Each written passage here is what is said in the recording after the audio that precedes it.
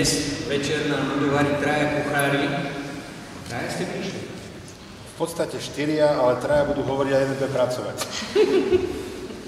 Ja som dostal len 3 mená, tak to nebudem vedieť predstaviť. Takže dnes večeru budú variť kuchári Richard Vašečka, Eduard Heger a Marek Krajčík. Ja sa teším, že takúto čisto pánsku spoločnosť kuchárov tu máme k dispozícii a nezostáva mi nič iné, len odozdaním slovo. Vás asi poznať bližšie, lebo budete diskriminovaní, keď ste tak na tomto chvíle.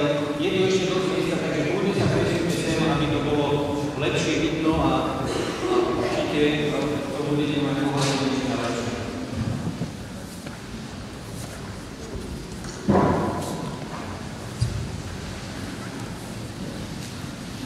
Tak dobrý večer, pochváľujem Ježiš Kristus.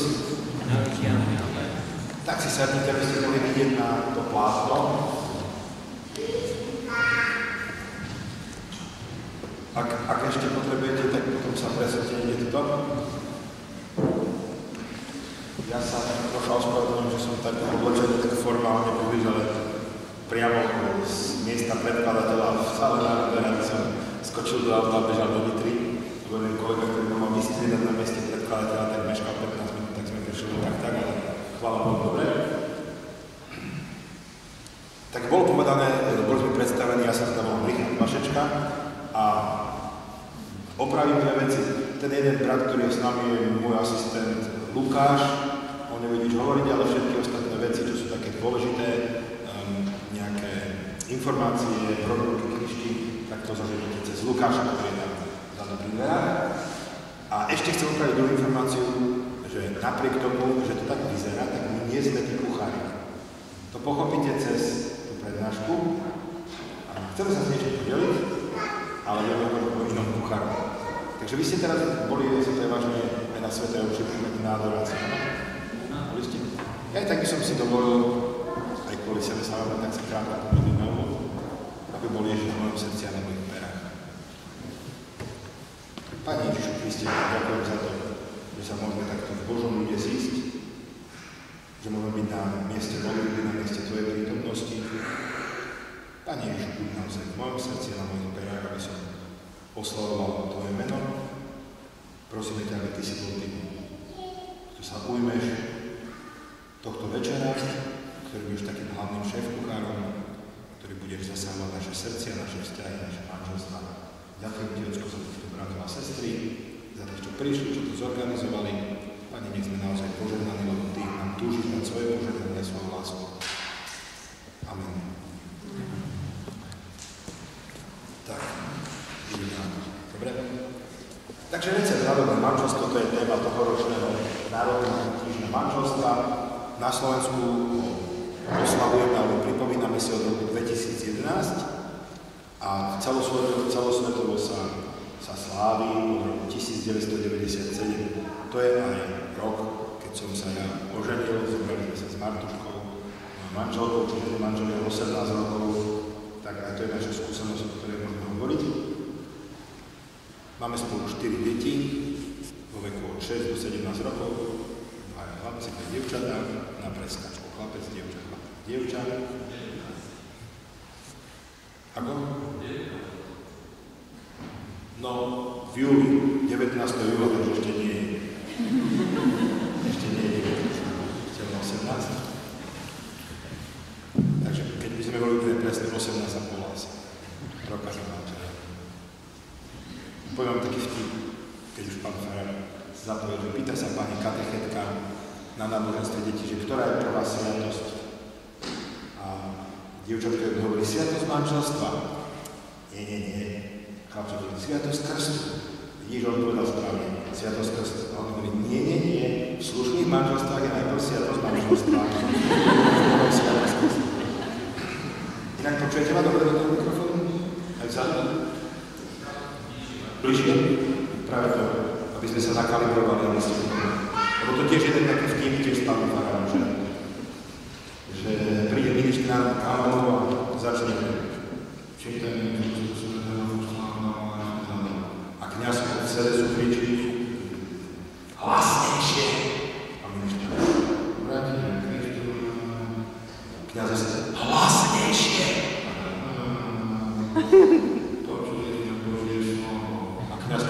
Nič sme nepočuli. Takže nejde o to, aby ja som niečo porozprával, ale aby ste počuli. Okrem toho, keď som bol predstavovať 15 rokov, som učil na cirkevnom gymnáziu v Žiline a potom som sa stal poslancom Národnej rady, teraz končím prvé voľbové obdobie v Národnej rade, ktoré bude počuť vlastne tým voľbami 5. marca. A projekt Milovať a ctiť, v rámci ktorého aj chodíme, takto po Slovensku prednášame, vydávame svedectvo, publikujeme, tak má asi dvojročnú históriu. V podstate skoro presne 2 roky. Tesne pred Národným týždňom manželstva v roku 2014 ma moji asistenti povzbudili, aby som vydal sériu svojich článkov o manželstve z časopisu Nahlas, také jednej brožúrke, ktorá sa volá Milovať a ctiť navždy.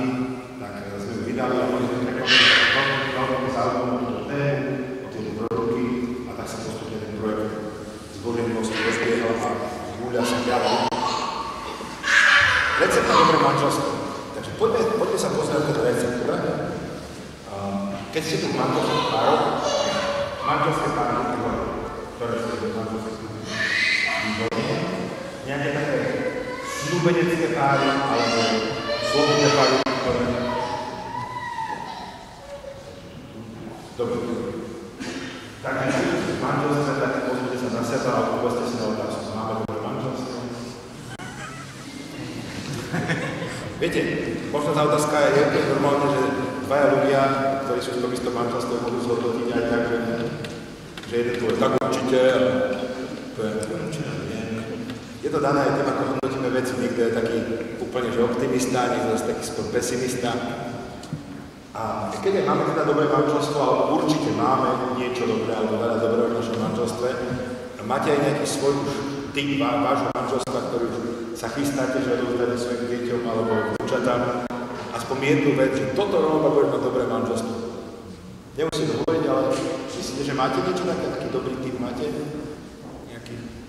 Dobre, poďme ďalej. Troška štartujem vaše hlavy, aby ste sa zamysleli. Ale začneme s takou prvou spoločnou, serióznou otázkou. Že čo je to dobré manželstvo? Lebo hovoríme o recepte na dobré manželstvo. A ja som sa nedávno, v poslednom čase zúčastnil niekoľkých svadieb, konkrétne moji dvaja asistenti sa ženili, Lukáš je asi pol roka ženatý. A videl som, že veľmi veľa ľudí tam prijalo tým novomanželom tak veľmi podobne.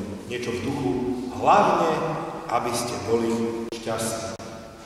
Hlavne, aby ste boli šťastní, aby ste happy a tak. A možno, čo, však nesúhlasíme, veď to je hlavne, aby sme boli šťastní. Dobré manželstvo je šťastné manželstvo. Alebo nie? No, tento svet nám to určite tvrdí, ale keď sa pozrieme do manželského sľubu, tak tam vidíme takú zaujímavosť.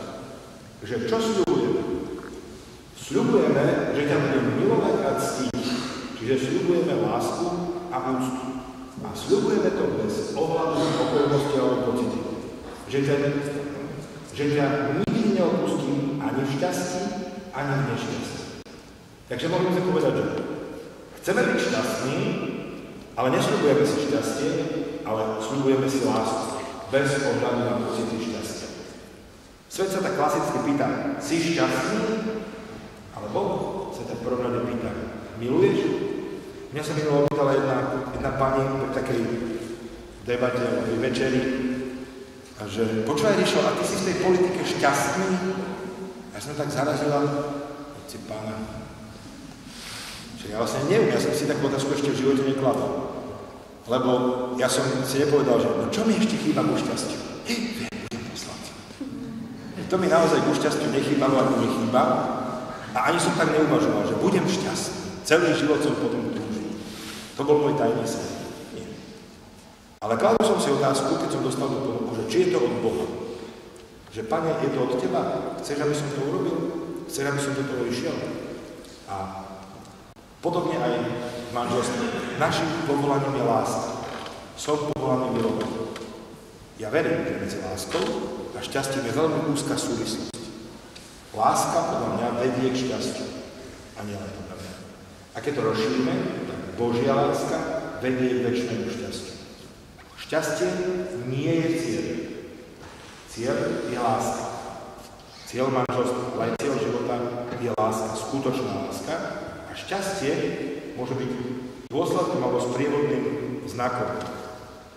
Niekedy ho pociťujeme a niekedy nie.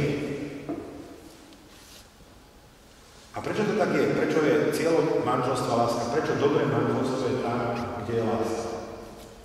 Pretože Boh je láska. V Biblii nie je napísané, že Boh je šťastie, v takom nejakom zmysle, ako nejaký dôžik šťastia, alebo nejaká šťastená, nejaké grécké mytológie možno áno, ale ja si napíšem, že Boh je láska. A Jan Pavol II to tak veľmi pekne vyjadril slovami: manželská láska je tým najmenej nedostatočným obrazom Boha a jeho lásky z celého stvorenia. Keď hľadáme vo svete to, čo sa najviac podobá Boha, tak môžeme povedať, že je to človek. Ale to by nebolo úplne presné, pretože Boh nepovedal, že Boh stvoril človeka na svoj obraz, bodka. Ale napísané, na Boží obraz ho stvoril ako muža a ženu ich stvoril. A je jasné, ako muža a ženu, ktorých požehnal, povedal, ploďte a množte sa, buďte jedným telom. Čiže keď muž sa celý dáva žene navždy, žena sa celá navždy dáva mužovi, tak to je ten najmenej nedostatočný obraz z toho stvorenia. A takému obrazu sa hovorí manželstvo. Vzájomné celoživotné definitívne dávanie sa, z ktorého sa rodí život. Pretože Boh je taký. Boh je jeden, ale nie je sám. Otec miluje syna a celý sa mu dáva. Syn miluje otca a celý sa mu dáva. A ich vzájomná láska, aspoň takto teológovia sa pokúšajú vyjadriť, je vlastne Boží duch, osoba Božieho ducha medzi nimi. A tak muž a žena, ktorí žijú v láske, sú tým najbližším, teologicky povedané, najmenej nedostatočným obrazom Boha z celého stvorenia. Stále naše manželstvo bude nedokonalým a nedostatočným obrazom Boha, ale tým najbližším, tým, čo nás najlepšie zasahne. Takže keď to zhrnieme, tak kedy je dobré manželstvo? Naše manželstvo je dobré, keď čím vernejšie zobrazuje lásku otca a syna. Viete, nevždy prežívame šťastie, pocity šťastia a spokojnosti. Preto manželstvo slúžba to máme šťastie a nešťastie. A niekedy máme krizu, niekedy sa na seba hneváme. My to tiež tak prežívame s Martuškou v manželstve. Taký príklad, raz som mal skvelý nápad, že pôjdeme len my dvaja do Londýna. Mali sme tam známych. Ja veľmi rád cestujem. Mňa nebaví ležať na pláži, odbúkať sa z jednej strany po vrchu, z druhej strany po vrchu, sa namočiť do mora. Ja proste chcem vidieť svet.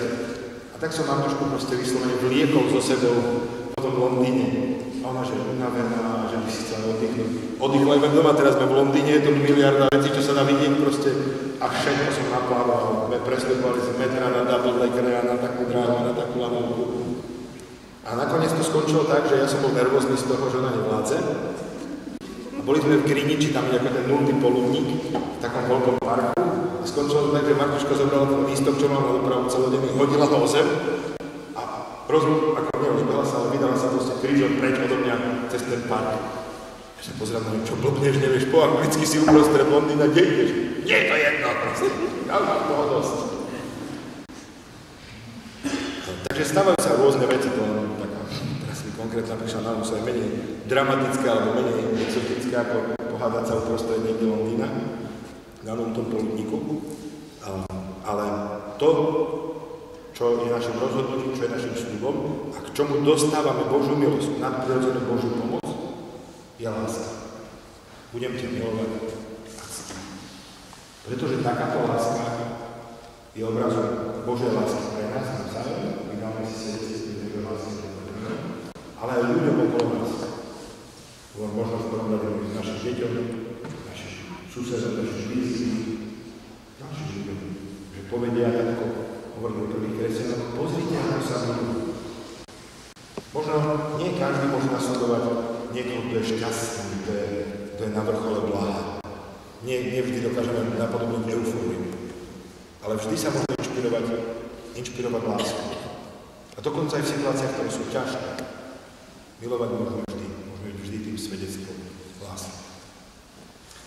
Ono je to aj tým, že Boh je láska a každý jeden z nás v prvom rade, ak má byť šťastný, ak má byť spokojný, potrebuje nájsť také spočinutie v Bohu. Svätý Augustín, ktorý to všeličo vyskúšal, tak napísal: stvoril si nás pre seba a nespokojné naše srdce, keď nespočuje v tebe. Takže ak máme recept na dobré manželstvo, tak si musíme položiť otázku. Čo pomáha našej láske, aby bola vernejším obrazom Boha? Čo pomáha našej láske, aby bola vernejším obrazom Boha? Možno nám pomôže aj citát z Jánovho listu, ktorý hovorí Ježišovi. A čo je láska? Poznali sme z toho, že on za nás položil svoj život. Takže iná vec.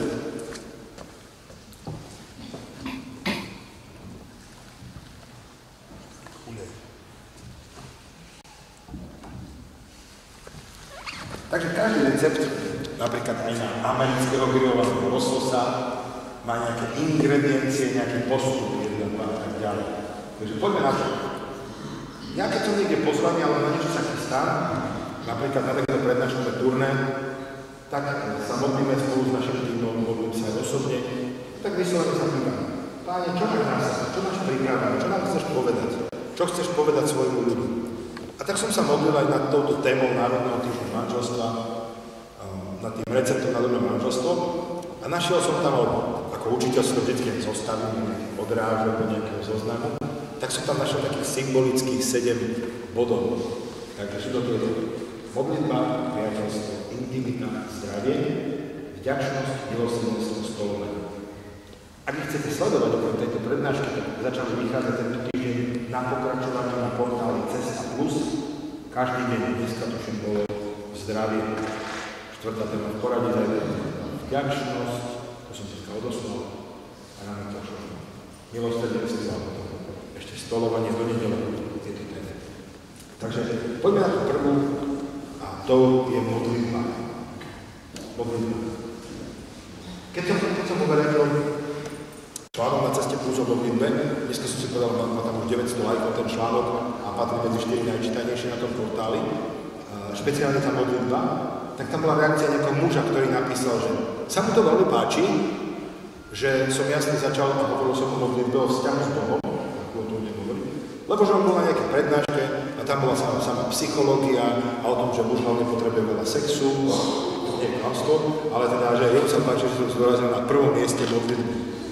Ale ja som to neurobil, že som to ja vymyslel. Ja tiež veľakrát, možno by som sa ľahšie nechal návať na tú manželskú intimitu ako na modlitbu, ale modlitba je prvá preto, lebo Boh je prvý. Takže poďme sa na to pozrieť. Svätá Terezia z Avily, úžasná žena, mimochodom je vyhlásená za učiteľku cirkvi. V cirkvi máme 30 ľudí, ktorí majú taký titul doktor eklézie. Ja sa pamätám, že učiteľi, že bolo 30 ľudí. 30 chlapov, 3 ženy. Katarína Sienská, Terezia Avelská, Terezia Ježišková. Pán farár mi zvedel sa to medzi tým, či sedí to plus minus. Sedí dobre, takže sedí na cítiu v poriadku. A Svätá Terezia je zaujímavé, že jej najznámejší výrok nepochádza z nejakej úžasnej knižky teologickej, ale vraj z jej záložky v breviári, kde mala napísané Solo Dio basta, sám Boh stačí. Také 3 slova. A tento výrok je pre mňa taký relatívne nový, možno som ho počul prvýkrát pred niekoľkými týždňami, a hovorí toto. Je len jediná cesta k dokonalosti a to je modlitba. Ak vás niekto vedie iným smerom, klame vás. Teraz, prečo to tak je? Podľa mňa kľúčové je v tom, že čo to je vlastne modlitba. Katechizmus, ja rád používam, lebo predsa sa v cirkvi sa tie veci formulovali nejaké tie storočia, takže už celkom sa to utriaslo, tak je to taká dobrá pomocka. Takže katechizmus hovorí, že modlitba je prežívanie živého a osobného vzťahu so živým a pravým Bohom, ku ktorému je pozvaný každý veriaci. Také kľúčové je vzťah. Modlitba je prežívanie vzťahu. Sme stvorení pre Boha. A sme stvorení potom aj jeden pre druhého, aby sme boli v našej láske obrazom Božej lásky. Ak máme živý vzťah s Bohom, osobný vzťah s Bohom, a prežívame cez tú modlitbu, tak to je ako spojená nádoba s tým našim manželským vzťahom. A skutočne, ak by niekto chcel počuť zázračný recept na manželstvo, že rýchlo, alebo teda naozaj seriózne a isto chce, aby začala zmena v jeho manželstve, tak by som povedal, začne sa naozaj vážne modliť. A vážne modliť znamená, že skutočne choď za Bohom, hľadaj Boha celým srdcom, obráť sa na Neho. Poviem také svedectvo z nášho manželstva, možno ste ho niektorí už počuli, aj v brožúrke, v knihe, ak ste čítali naše brožúrky alebo knihy. Kto z vás videl film Fireproof? Ste videli Fireproof? Stalo to nemyslel, že je Fireproof. A moja manželka ma nahovorila, aby sme si ten film spolu pozreli. Ja som to počul, vtedy to bola taká novinka, ale ako chlap, ja radšej by som strávil večer pri nejakom špionážnom románe, než pri nejakom romantickom filme. A celkovo v poslednom čase niekoľko rokov mám taký dosť odpor pozerať niečo v televízii. Alebo teda ide na monitore. Ale dobre, pozreli sme si ten film a bol naozaj veľmi silný, veľmi hlboko sa ma dotkol. Skutočne som cítil také emocionálne zovretie tu v hrudi alebo tu proste v hrdle. A keď ten film skončil, tak sme nastalo také hlboké ticho. Potom začali ľudia modliť za naše manželstvo a išli sme spať po piatok večer. A stále som cítil takú tú, neviem to ani nazvať teraz, proste takú zovretosť emocionálnu, kde si tu v hrudi a v hrdle. A tak si hovorím, dobre, silné emócie, to prejde, vyspím sa z toho, ráno je múdrejšie od večera. Ale keď som ráno v sobotu vstal, nešiel som teda do práce, bol som doma, tak stále to nepominulo. A trvalo to 1 hodinu, 2, 3. A keď som dopoludnia bol v kuchyni, tak som sa zrazu nahlas rozplakal. Moja manželka bola prekvapená, lebo to mňa nie je bežné, tak neplačem hoci kedy, za hoci čo. A pýtala sa ma, že čo sa stalo? A ja som vtedy povedal, a keď som to povedal, keď som to vyslovil, tak som si uvedomil, že áno. Presne toto je, ja som rád, že som si nemohol a ja som uvedomil. Povedal som vetu, ktorá možno prekvapila aj mňa, lebo som povedal, keď mne je tak ľúto Boha. Vieš čo? Lebo ten film bol originál o nejakom Calebovi a Catherine, tak sa volal Kaleba Katarína. Alebo prípadne mohol hovoriť o mne a o manželke. Ale ten film pre mňa najsilnejšie hovoril o Bohu a o mne. A keď som videl príbeh toho muža, ktorý sa snažil napraviť ten vzťah a získať tú manželku a obetoval pre ňu veľa a zápasil mu, tak som videl Boha, ktorý sa ukázal na mňa. Ktorý po mne túži, ktorý ma miluje, ktorý chce mať so mnou intimný vzťah. A uvedomil som si, aký som voči Bohu. Ako ho odmietam, ako ho ignorujem. Ako poviem, že nemám čas na modlitbu. Veľmi hluboko sa to dotklo. Ale viete, prečo sa to dotklo? Lebo niečo z toho môžem vďaka manželstvu a vďaka manželskej láske zažiť aj na sebe. Keby som bol taký manžel, že sa neusilujem získať svoju manželku, obetovať sa za slúžiť, tak by som aj oveľa menej rozumel tomu, čo Kristus slúžil pre mňa. Tak, keď si vzťahom s Bohom a vzťahom s manželstvom je veľmi musí súvisť. Preto, ak sa naozaj modlíme, nielen, že povieme nejakú obradnú formulku ráno a večer, abraka, očina, abraka, zdravá z Mária, abraka, sláva Otcu, a to isté večer, ale naozaj vstupujeme do živého osobného vzťahu s Bohom. To hovorí katechizmus, u ktorého je pozvaný každý veriaci, tak nás to otvára aj na ten blízky vzťah s manželom, s manželom. Niekto sa pýta aj pod tými článkami alebo na stretnutí. A článkom manželka sú neveriaci. No ty sa môžeš modliť určite a v tej modlitbe môžeš predkladať Bohu. Áno, je to ťažké a náročné, ak v tejto veci nevládne jednota v manželstve. Ale modliť sa a hľadať Boha môže každý z nás. Bez ohľadu na to, aké sú okolnosti. Veľmi prakticky tam vidím také 3 roviny, a to je osobná modlitba, a každý z manželov potrebuje mať čas na pravidelnú každodennú osobnú modlitbu. Niekto sa pýta, že koľko sa mám tak modliť? To sa nedá predpísať, ale 5 minút venujeme niekoľko, koho sa sebe zbaviť. Ako sa máš? No, tak mám, čau, musím ísť, tak zboril. Keď sa chceme Boha zbaviť, tak odporúčam 5 minút. Ale ak chceme dať naozaj priestor, aby naše srdce bolo naplnené Bohom, tak ho proste tak. Ja viem, že môj život sa začal meniť, keď som ako vysokoškolák sa rozhodol, že každý deň 45 minút venujem Bohu. Po chvíľu som ho zvýšil na hodinu. Priznám sa, že dnes to nedám. Dnes som veľmi rád, keď dám pol hodinu. Ale je to čas, keď naozaj taký exkluzívny čas pre Boha, že vypnem mobil a proste tak na tom obrázku robím si čaj, kávu, zoberiem si Bibliu a som sám s Bohom. Takže každý z manželov toto potrebuje, musíme to rešpektovať a podporovať sa v tom. Napríklad, Miláči, budú sme riadne s nami, verejme teraz von, tu máš Bibliu, urobil som si kávu, čau, pekný čas s Bohom. Ďalšia vec je spoločná modlitba manželov. Tu poviem jeden taký vtip. Proste šiel, sa zaujímavé. Starší pán sa pohoršuje a hovorí: tá dnešná mládež, my s mojou Aničkou sme sa prvýkrát poboskali až po 3. dieťati. No a čo tým chcem povedať? Chcem tým povedať, že je to také zaujímavé, že poznám manželov, ktorí pochopiteľne spolu tým žijú, majú deti, chodia do kostola, plne sa v rodine pomodlia, alebo v kostole sa pomodlia, dokonca aj každý sám, ale ak osahujú oni hľadať, mali by sa spolu pomodliť, tak je to pre nich také, ako poboskať sa prvýkrát až po 3. dieťati. Že proste, nebojte sa, skúste urobiť tento, že keď ste sami dvaja, bez detí, mimo nejakého spoločenstva, že sa modlíte spolu. Povedzte Bohu, že ho milujete spoločne. Prejavte mu úctu, chválu, modlite sa na nejaké veci spolu. Skúste to. Nemusí to byť nič dôležitého na začiatku. A kľudne to môže byť aj tých 5 minút. Ale skúste to urobiť. No a potom taká špecializácia je tá príhovorová modlitba. Uvediem príklad. Martuška je učiteľka. To teší taký drsný vtip, že aký je rozdiel medzi učiteľkou a žúbou. Že prakticky žiadny. Bude vyčerpaná, ale ona no, takže niekedy naozaj tak býva. Prišla zo školy a bola teda vyčerpaná.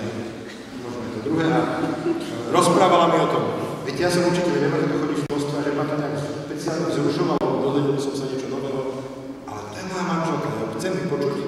Tak som ho počúval, ubezpečil som sa, že mal dostatok priestoru povedať, dal som nejaké pomocné otázky. Nie preto, aby som vypočúval, ale preto, aby som mi dal možnosť lepšie vyjadriť, že nie, keď som vypočúval.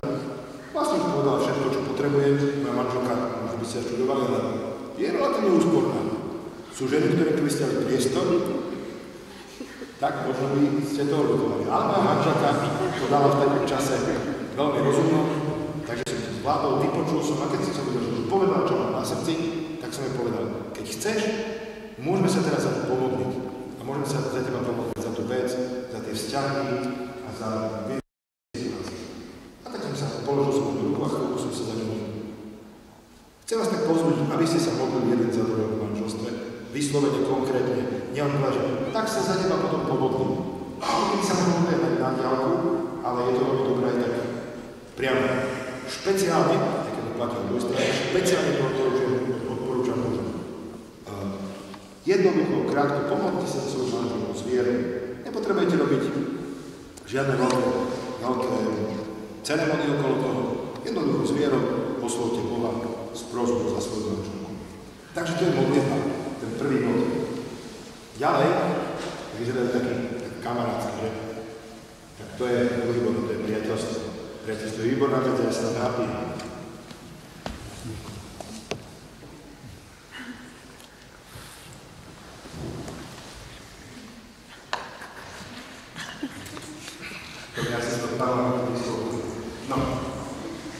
Takže priateľstvo. Veľmi sa mi znova páči definícia katechizmu, ktorý hovorí, že priateľstvo je veľkým dobrom a vedie k duchovnému spoločenstvu. Zapamätajte si ten výraz duchovné spoločenstvo, ešte ho budeme počuť. Prečo? Pretože veľakrát, keď ľudia sa do seba zaľúbia, tak vzniká medzi nimi nejaké emocionálne púto. To je úplne normálne a prirodzené. Na to, aby ste sa do niekoho zaľúbili, ho nepotrebujete ani príliš poznať. Môžete sa zaľúbiť aj do skoro úplne cudzieho človeka. Dokonca možno je to aj ľahšie. Samozrejme, keď sa ľudia moc poznajú, už sa ťažko by sa zaľúbia. Ale zaľúbite sa. Dokonca vieme, že ľudia to môžu aj dnes veľmi rýchlo, intimne začať spolu žiť a nevedia, ak sa volajú. Taká diskotéka, a zrazu proste ráno, jak sa mnou povolal. Na to, aby ste sa zaľúbili, na to, aby ste sklzli nejakému telesnému vzťahu, na to nepotrebujete priateľstvo. Ak však chcete budovať skutočný vzťah, a to celoživotný vzťah, ktorý v manželstve je, potrebujete budovať priateľstvo. Lebo to je cesta k duchovnému spoločenstvu. Nielen emocionálne očarenie, nielen nejaká fyzická príťažlivosť, ktoré k tomu patria, ale duchovné spoločenstvo, priateľstvo. No a ako má to? Tak prvá vec, že je to celoživotná úloha.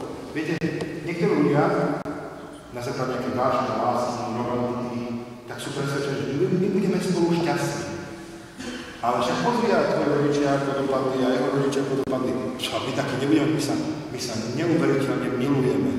My sme proste úplne zalúbení a tak je nám spolu fajn. Výborne, jednotka, gratulujem vám. Ale oveľa rozhodujúcejšie je nie, s akými pocitmi vstupujete do manželstva, ale čo robíte v manželstve. Jeden chlapík sa sťažuje druhému a hovorí, že počuj, ja to nechápem, my úplne, ty nám sa si rozpadá manželstvo. Ja si nepoznal ani ju, ani seba, proste stále sa hľadáme. A ja to nechápem, že ja som nič neurobil. On hovorí, však práve. Ja mám pocit, že však sme sa zalúbili a teraz to už tak pôjde, proste sa to valiť. Zotrvačnosťou. Ale my potrebujeme proste budovať. To je úloha. Ak chcem, aby niečo fungovalo, musím do toho investovať. Viete, aj s podnikaním je to tak, že máte výborný nápad, rozbehnete to proste s veľkou vášňou, chuťou, začne to prinášať zisk. A teraz to takto bude fungovať 50 rokov. No nebude. Proste situácia na trhu sa mení, okolnosti sa menia, potreby ľudí sa menia, technológie sa menia. A možno to, čo 2 roky fungovalo, zistíte, že krachuje. Jak je to možné? Však to sú super, proste to si malo prachy, to bol perfektný nápad. A teraz v krachu, v mínuse, červené čísla. Je to tak jedno? Však skúsil by si to niečo. Ale nie. Dobre, tak podobne je to priateľstvo, celoživotná úloha. Samozrejme, priateľstvo sa buduje aj cez dôveru a komunikáciu. Viete, v manželstvom vzťahu sa najčastejšie hovorí o láske. Úplne oprávne. Ale ako by sa tak zabudalo na dôveru? Vlastne vstup do manželstva je najväčší akt dôvery v našom živote. Jednak dôvery jeden na druhého, ale jednak aj dôvery v Božiu milosť. Tak mi Pán Boh pomáha. A toto je dôležité, že vlastne potrebujeme sa učiť si dôverovať. Ak si nedôverujeme, prípadne žiadame jeden na druhého, tak je známe to, že musíme s tým niečo urobiť a asi je narušený ten náš priateľský vzťah. Úlohu v tom zohráva aj komunikácia. Viete, také príslovie hovorí, že neber keď skôr je hlasná na ktoré nerozumie. A nedávno som sa oboznámil s takým neoficiálnym heslom FBI, to je taká federálna polícia USA. To heslo znie, že predpoklad je základom prúseru. Nepredpokladajte, proste uistite sa. A takisto, nie že, a tá moja žena, myslím si, že, alebo on sa dovštípi. Treba povedať. Úplne jasne. Chcem toto, nechcem tamto, páči sa mi, nepáči sa mi. Treba otvorene komunikovať, je to veľmi dôležité. Priateľstvo síce sa hovorí, že ľudia potom už rovnako zmýšľajú, ale treba z času na čas sa uistiť, či naozaj opýtať sa. Ďalšia vec, jazyky lásky, bolo to spomenuté aj v tom svedectve na úvod o manželských večeroch, keď som počúval troška jazyky lásky, takže odporúčam navštívte manželské večery, alebo si prečítajte knihu od Jerryho Chapmana, kde hovorí o spôsoboch, ako sa prejavujeme lásku. To je naozaj dobrý spôsob, ako budovať to priateľstvo, ako si porozumieť, ako pochopiť, že ten druhý potrebuje toto a zase ja potrebujem to komunikovať tak. Nakoniec, priatelia spolu zažívajú aj zábavné veci a vedia sa spolu smiať. Ja môžem povedať, že vždy, keď sme v manželstve sami dvaja a niečo hovorím, ono sa tak srdečne smeje, tak ma tak hreje pri srdci a poviem si, je to dobré. Je to dobré. Keby sa tak zatvárila ako moje pubertálne deti, že a inak s tými deťmi to ma baví naozaj, a to je iná téma, že keď mi povedia deti, akože odsiaľ, tak chce trocha trápne. To je tvoj problém. Ty sa bojíš byť trápne. Ja sa bojím, keď si môžem dovoliť byť. Ale teda medzi manželmi je dobré, keď sa ideme spolu zasmiať a keď sa na jeden druhého nepozeráme ako na trápnik. Veľakrát život prináša to, že postupne sa staneme takými spolupracovníkmi, spolubývajúcimi alebo spolufinancujúcimi niečo a zažívame možno viac tých náročných, ťažkých, možno rutinných vecí. Na to, aby sa to priateľstvo obnovovalo, tak je potreba zažiť niečo, proste nejakú somarinku, zábavu, relax, zasmiať sa. Ďalší bod je intimita. Možno by sme povedali, však sex, nie? Ešte patrí to aj sex, ale potom aj intimita je také slovo, ktoré je širšie a nefšie. Z jedného takého staršieho sitcomu, ako seriálu, ona hovorí jemu, vieš, aké je pre mňa ťažké mať s tebou sex a necítiť tvoju blízkosť? A on jej hovorí, vieš, aké je pre mňa ťažké cítiť tvoju blízkosť a nemať s tebou sex? To je presne o tom, že môžem, že navzájom sa doplňujeme. Sex a tá blízkosť sú dve veľmi nádoby, takže poďme k tej blízkosti, k tej intimite. Katechizmus opäť hovorí, v manželstve sa telesná intimita manželov stáva znakom a zárukou duchovného spoločenstva. A sme zase duchovné spoločenstvo. Priateľstvo buduje duchovné spoločenstvo a telesná intimita je znakom a zárukou toho duchovného spoločenstva. Väčšina z nás chápe, že telesná intimita je znakom toho duchovného spoločenstva. Ale možno tak pozdvihneme oči pri tom slove, že je aj zárukou duchovného spoločenstva. Možno sa pýtame, ako niečo telesné môže byť zárukou niečoho duchovného. Ale podľa mňa pochybnosť trvá dovtedy, keby si uvedomíme, že máme sviatosti. Ako môže byť nejaký hriech a víno, nejaká obláha? Nielen znakom asi, ale aj skutočný zárukou toho, že je tu prítomný Kristus, že prichádza tá pozornosť. No lebo Ježiš to tak ustanovil. A viete, prečo to tak ustanovil? No nie preto, že je mimozemšťan, ale preto, že je to pre nás úplne prirodzené. My nie sme ani zvieratka, ani anieli. Sme bytosti, ktoré máme telo, dušu aj ducha.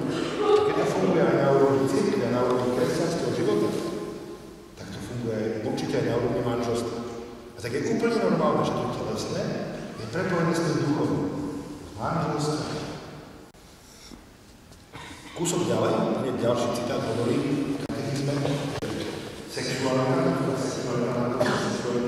vôbec nie je iba čosi biologické, akože zásadné ale dotýka sa najlepšieho hľúka jadra ľudského osobného katechizmus. No a čo je na tom také úplne úžasné? V prvom tisícročí na najbližšej kapitole svätý Pavol hovorí o smilstve. Teda o spôsobe používania sexuálnych rozhodov používaná. A hovorí tam tak. Ak neviete, že keď sa niekto spája s neviestkou, čiže s prostitútkou, čiže s cudzou ženou, že je si ňou jedno telo, vedie napísané, budú dvaja v jednom tele. V slovenčine je v tej vete dvakrát použitý výraz telo. Ale prvýkrát, keď Pavol hovorí o spojení s cudzou ženou, s prostitútkou napríklad, hovorí o smilstve, tak používa grécky výraz soma, čo znamená fyzické telo. Keď sa spájam s cudzou ženou, nie so svojou manželkou, tak môžeme sa stať maximálne jedným fyzickým telom. Povedzme nejaké emocionálne, to môže znať. Ale potom v tej druhej časti vety, keď svätý Pavol cituje Boží plán z knihy Genesis, dvaja jedným telom, tak tam používa grécke slovo sarx. Obe tie slova sa prekladajú do slovenčiny telo. Ale sarx znamená niečo viac. Telo v prenesenom význame slova. Čiže niečo ako osobnosť, bytosť. Manželia sú povolané, aby sa stali jedno srdce, jedna duša. A viete, čo je najkrásnejšie? Že hneď ďalšia veta pokračuje veta. Ale kto sa spája s Pánom, je s tým jeden. Uvedomte si, že Pavol hovorí, že pretože to slovo spája a intimné spojenie medzi nimi buď požehnané, alebo takéto silné. A hneď nasledujúce používa to isté slovo na kontakt s Bohom. Naša telesná intimita nám hovorí o našom vzťahu s Bohom. O našej intimite s Bohom. Ja vám to veľmi prajem.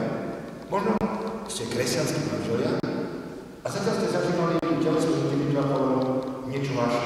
Že áno, je to fajn, je to príjemné, je to také naše. Naozaj môžeme zažiť, že nás to veľmi smeruje k Bohu. Katechizmus znova. Úkoly, ktorými sa manželia intimne a čisto spájajú, medzi sebou spájajú, Vyjadrujú a napomáhajú vzájomné darovanie sa, ktorým sa navzájom radostne a vďačne bohatstvujú. Sexualita je prameň radosti a potešenia. Sám stvoriteľ ustanovil, aby manželia v tejto úlohe nachádzali rozkoš a šťastie tela i ducha. Manželia teda nerobia nič zle, keď túto rozkoš hľadajú a tešia sa z nej. Prijímajú to, čo im stvoriteľ učí. Ja sa vrátim späť ešte k tomu, že je tam napísané, že tá telesná intimita je zárukou toho duchovného spoločenstva. Že to nie je niečo voliteľné, to je podstatná zložka manželstva. Bez telesnej intimity nie je skutočného manželstva. Viete, priateľstvo môžete mať bez iným ako svojim manželským partnerom. Aj modliť sa môžete s niekým iným ako svojim manželským partnerom. Aj tie ďalšie vody, ktoré uvidíte, môžete budovať aj s niekým. Všetko okrem telesnej intimity. Čiže vylúčovať tú telesnú intimitu, tú intimnú blízkosť, znamená vlastne narúšať podstatu manželstva. Prečo je tá intimita dôležitá a praktická vec? Spôsobuje súdržnosť manželov, že nie sme len manželia, ale že spolu bývame niekde, ale sme naozaj milenci a priatelia. Božie slovo používa výraz o Bohu, že je milenec mojej duše. Aj svet si to robí. Ďalej, ako sme počuli v tom predchádzajúcom citáte, je to prostriedok radosti, aby sme sa radovali. Božie slovo nám hovorí, že hľadaj radosť v Pánu, alebo radosť v Pánu je naša sila. Tak aj tá intimná radosť jeden z druhého je posilou pre naše manželstvo, preto to Boh stvoril. A nakoniec súvisí to s prijatím svojho tela. Veľmi často, keď nepríjmame svoje telo, tak nevieme, že máme problémy, máme bloky v tej intimnej blízkosti a v tej radosti. Týka sa každého, ale myslím, že špeciálne na to väčšinou potrebujú zažiť také uvoľnenie a uzdravenie ženy. To nie je len taká, že osobná skúsenosť alebo z rozprávania, ale keď sa pozrieme do Biblie, tak tam vidíme, že svätý Pavol, keď povzbudzuje mužov, že milujte svoje manželky ako vlastné tela, tak tam používa grécky výraz soma, čiže fyzické telo. Takže hovorí chlapom, chlapi máte radi svoje tela, áno, páne, máme jasné, napapkáme sa, posedkáme si, je nám fajne. Tak, vy chápete tomu, tak milujte manželku. Ja som veľmi vďačný, že to Boh neprikázal ženom. Že ženy, milujte svojich manželov ako vlastné telo. Pretože sa obávam, že by sme prišli do rozporu so 16. článkom ústavy, kde sa zakazuje neľudské zaobchádzanie a mučenie. Pretože ženy naozaj zachádzajú veľmi kruto so svojimi telami. Čo všetko môžeme si robili, keď ich nevychádza. Trocha mornejšie to možno beriem, ale naozaj potrebujeme prijať svoje telo, aby sme mohli prežívať aj cez naše tela tú intimitu, tú blízkosť. Poprosím teda, že dlho hovorím, aby nám Edo povedal svedectvo, ako oni prežívajú intimitu v ich manželstve. Samozrejme, to je to úplne diskrétne. Takže Edo. Som si rokov ženatý, mám 30 rokov a som povedal, že môžem vidieť, že sú mene neznáme páre. Som to určite doma, že som pára, ktorý vidí medzi vami a často som spomínal aj v svojom detstve, ale nie je to to. Čo sa týka intimity, ja by som to začal tak, že som povedal, že to je taká zvláštna vec, je bolo, ktoré tu vyššie prednáša, pretože ono si to nevšimnú, alebo nedostatočne uvedomujeme, ale keď si zoberieme intimitu, tak to je oblasť, keď si zoberieme týchto ostatných 7 bodov, o ktorej sa veľmi zriedka hovorí. A je to podľa mňa oblasť, do ktorej dorastajúce deti sú najmenej pripravované na manželstva. A možno sa to považuje ako samozrejme, že by to mali vedieť. Ale keď sa na to pozrieme bližšie a zase pozrieme do hĺbky intimity, tak si, pretože tá intimita sama o sebe, ako ju Boh stvoril, je niečo veľmi kľúčové, lebo tam nejde len o telesné spojenie. Ak sme to vnechali manželstvo spojení, tak môžeme prežiť manželstvo veľmi povrchne v tejto oblasti. Mluvili sme veľa z toho, čo Boh v tejto oblasti dáva. A keď teda si to zoberieme z toho, že koľko sme my boli vyučovaní, keď sme to spomeniete, ako vás pripravovali na manželstvo vaši rodičia alebo blízky v oblasti intimity, tak osobne si myslím, že mnohí mladí ľudia vstupujú do manželstva v tejto oblasti úplne nepripravené. A tí, ktorí žijete manželstvo dlhšie, tak je asi dáte za pravdu, že čím dlhšie ste v manželstve, tak tým viac si uvedomujete, že to vnímanie intimity ženy a vnímanie intimity muža je úplne rozdielne. Sú to úplne odlišné svety a je medzi nimi veľká priepas. Potreby, ktoré už do toho prikladáme z toho telesného nastavenia, sú úplne iné ako žena. A ja môžem povedať za seba, 10 rokov manželstva, že možno prvých 5-6 rokov som s tým úplne bojoval. Že Bože, ty si to nemyslel. Ako niekde som to poslala na stať. Buď to moja manželka nechápe, aby som si vymyslel, ako mi tam mám fungovať, ale potom niečo iné, čo som myslel pekne. Takže som si veľa zápasov, pýtal som sa aj proste kňazov, veriacich, starších mužov, že to nemyslí, ako my to máme ináč, každý od toho očakáva niečo iné. A musím povedať, že tak ako to asi vždy robím, alebo áno, keď sa s manželkou nejak tak pohádame, alebo si proste nevymluvíme, keď sa pohádame, tak každý z nás ide k Bohu, aby sa modlil prvý za toho druhého, prirodzene, aby to Boh vyslúchol toho druhého, aby sa tak milili. A v určitom čase príde moment, kedy Boh vlastne nás tak vypočuje a potom začne konečne sa tak upokojím a sa schopný počúvať jeho. A musím povedať, že toto sa dialo aj v mojom živote a že za ten čas, čo som ženatý, tak ma Boh naučil to, že musím začať načúvať programy mojej manželke a musím sa naučiť chápať, ako ona prežíva a čo je tá intimita znamená. A nemyslím to len v tej telesnej rovine. A na druhej strane musím aj za môj manželku povedať, že ona sa začala učiť načúvať mne, ako to mám ja. A keď sme došli do bodu, že sme sa o tom naozaj vedeli tak triezvo porozprávať, tak sme naozaj nachádzali takému zároveň zisteniu, lebo viete, je to aj vypočuť a druhé je si to pripustiť, čo sa to robí. Tak naozaj musíte aj povedať, dobre, tak akože, že ťa počúvam, ale začnem na tým aj rozmýšľať a dokonca pokúsim sa vcítiť do toho, čo hovoríš. To je úplne dôležité. A z toho sme my prišli k tomu, že naozaj sme to mali zle.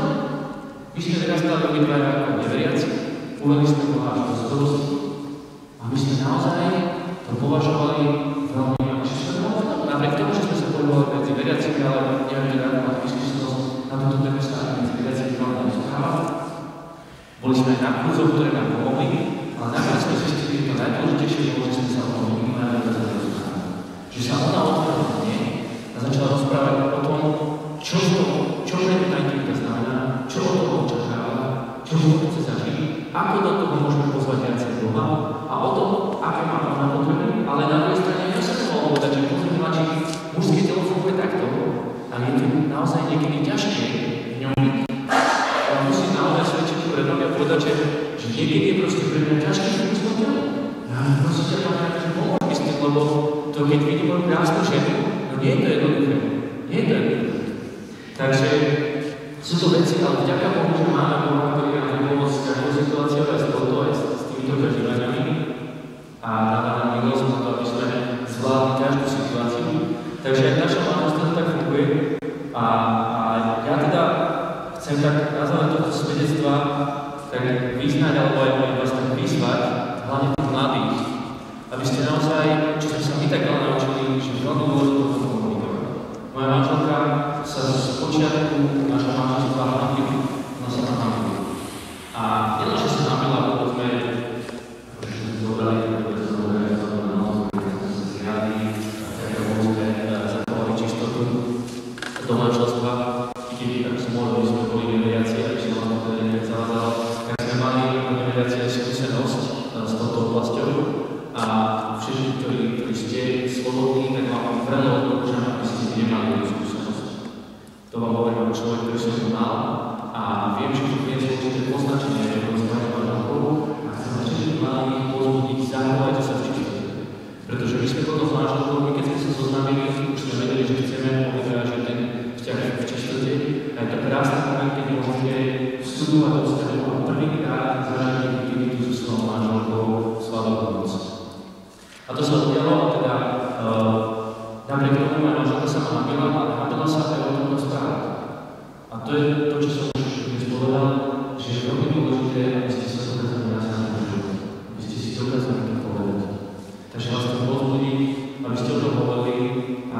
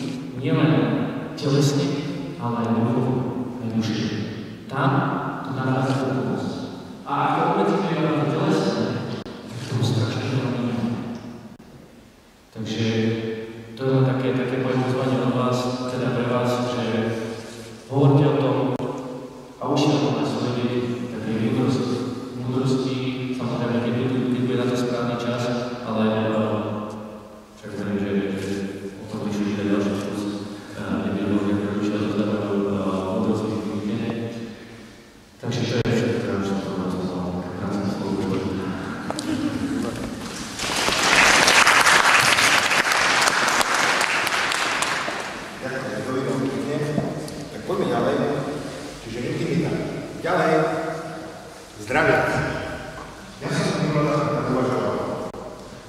Keď je niekoľko darček, tak rozmýšľam podobné veci cez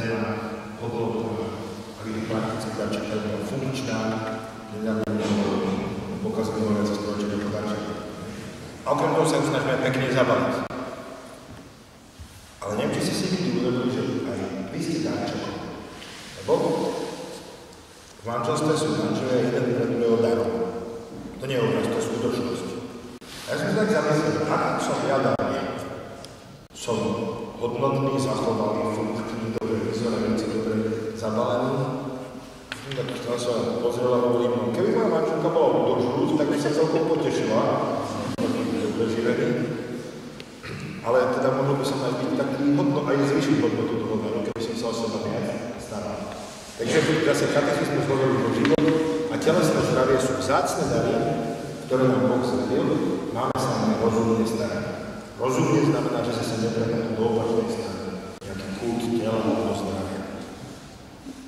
Takže starať sa o seba znamená o seba aj o toho druhého, o svoje zdravie, o svoj výzor. Lekárovi, všimať si nejaké veci, sa ukazujú. Patria k tomu aj také veci ako strava, aby som takové bez energie, bez ľudí. Ja sa priznám, že som po volebnej kampani a fungujem asi tak, že keď bola včera popolcová streda, tak včera to bolo. Mne to je tak rýchlo, že neviem, či to náhodou nebolo minulý týždeň. Tak som fungoval, vlastne som si vedel, že ja takto fungujem každý deň. Proste najem sa do syta a možno aj jedinýkrát raz za deň, nebo 10. večer. A cez deň malým kávu. A včera sme mali poradu a počas toho som loktal jednu kávu za druhou, však keď sa musí, nie?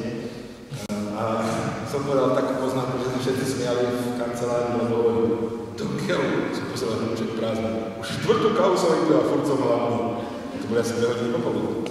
Takže to nie je úplne skvelý nápad takto fungovať. Vôbec to nie je skvelý nápad, ale niekedy sa vyskytnú v živote také obdobia, keď človek do toho spadne. Ale určite by to nemalo byť charakteristické pre trvalý životný štýl. Pohyb. Ja som tak rozmýšľal, že kedy som začal priberať, ja som bol veľmi chudý, keď ma moje deti videli na fotke, tak hovorili, ja som za to veľmi vďačný. Oci, ty si vyzeral strašne. Keď si bol vychudnutý. Teraz vyzeráš oveľa lepšie. Ty keď, kam ideme, kde vás zoberiem? Do McDonalda. No nie. Takže pohyb. A ten pohyb bol v tom, že pokiaľ som chodil do práce autobusom, tak som si uvedomil, že každý deň som rýchlou chôdzou prešiel aspoň 3 km. Na zastávku u nás v dedine, potom v meste do školy a zase na po obede späť 3 km rýchlou chôdzou, tak to celkom tak aspoň nejaký základná porcia pohybu. Ale potom som začal voziť auto deti do školy a tak ďalej. A to sadnete pred do auta a pred prácu vystúpite. Už som nevystupoval pred školou, len som stiahol okienko. A proste, a už to začalo. Odpočinok je takisto veľmi dôležitý, keď sme unavení. Napríklad tá predchádzajúca myšlienka, jeden kresťanský autor, James Dobson, veľmi odporúčam, odpovedal v jednej knihe na otázku, že takí manželia hovoria, že stredný vek a tak, že tá ich sexualita, že je taká už taká rutinná, nudná, že... A on sa ich tak popýtal na ich štýl života a odpovedal slovami, unavené tela produkujú unavený sex. Proste keď ste trvalo vyčerpaní, tak to proste tak vás tak dobehne. Možno keď máte 25 rokov, tak je to v pohode ešte, ale keď máte 40 a 50, tak proste vás to dobehne. Takže aj odpočinok. Boh ustanovil minimálne jeden deň, aby sme si odpočinuli, to neznamená, že iné dni nemáme až na chvíľku odpočinok. Zdravie patrí aj duševné zdravie, vysporiadať sa so stresom, psychohygienu, si predstavku napríklad, keď niečo robíte, vyváženosť a odúžilosť fyzickú aj psychickú. Dneska som práve publikoval článok na ceste, takže keď chcete viac, tak si to musíte.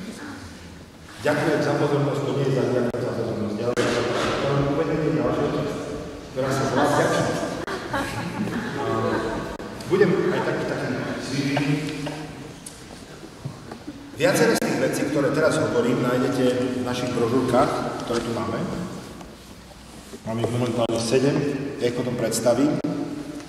A v našej knihe Budem ťa milovať a ctiť. Ale medzi tým, ako budem pokračovať s tou vďačnosťou, tak Lukáš vám niečo povie. lebo mi dáva tajné znamenia z réžie. Takže toto je Lukáš. Pol roka žena. Koľko je riadok? Dobrý večer všetkým. Iba taký jeden malý oznam. My cestujeme si to projektom po celom Slovensku a snažíme sa byť v kontakte s ľuďmi, s ktorých stretneme. A chcem takú možnosť zapísať sa na Richardov taký infomail. V ňom raz za mesiac posiela taký súhrn toho, čo robí v tomto projekte, keď publikuje články, píše nejaké brožúrky, knihy, kde prenáša tak ďalej. A tým, že aj po svojej politike, čo ako kresťan v politike robí. Takže raz do mesiac to posielame, sa môže zapísať. Tiež máme takú kolónku, že okres a telefónne číslo.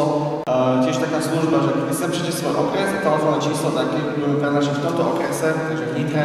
Ja vám pošleme SMS-ku, že tu sme.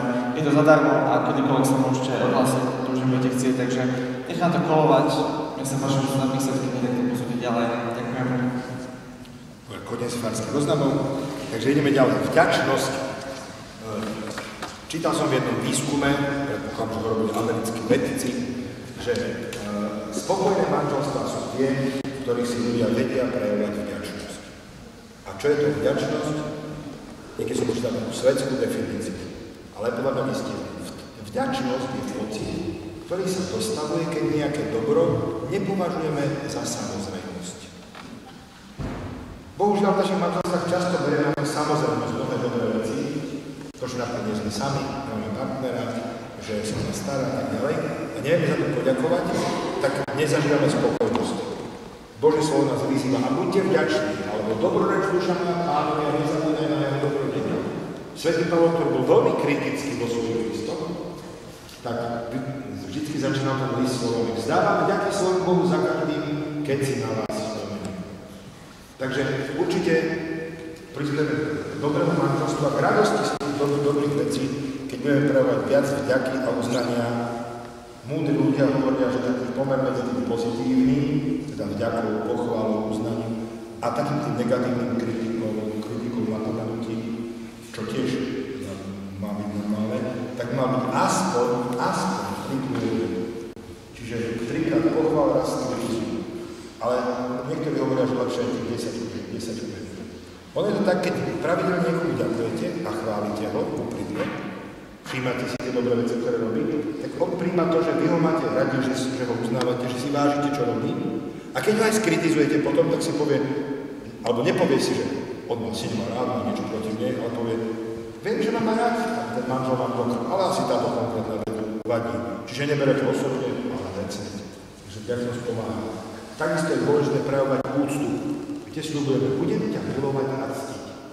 Možno špeciálne môžete na to takých vnímaví a vy ste ten manželský dialog, že manžel je v nespokojnosť tým, ako na ňo reaguje, alebo pristupuje manželka, ona mu hovorí, že čo chceš, pozri, ako sa teba starám, ako dobre varím, ako sa starám na domácnosť, periem, žehlim.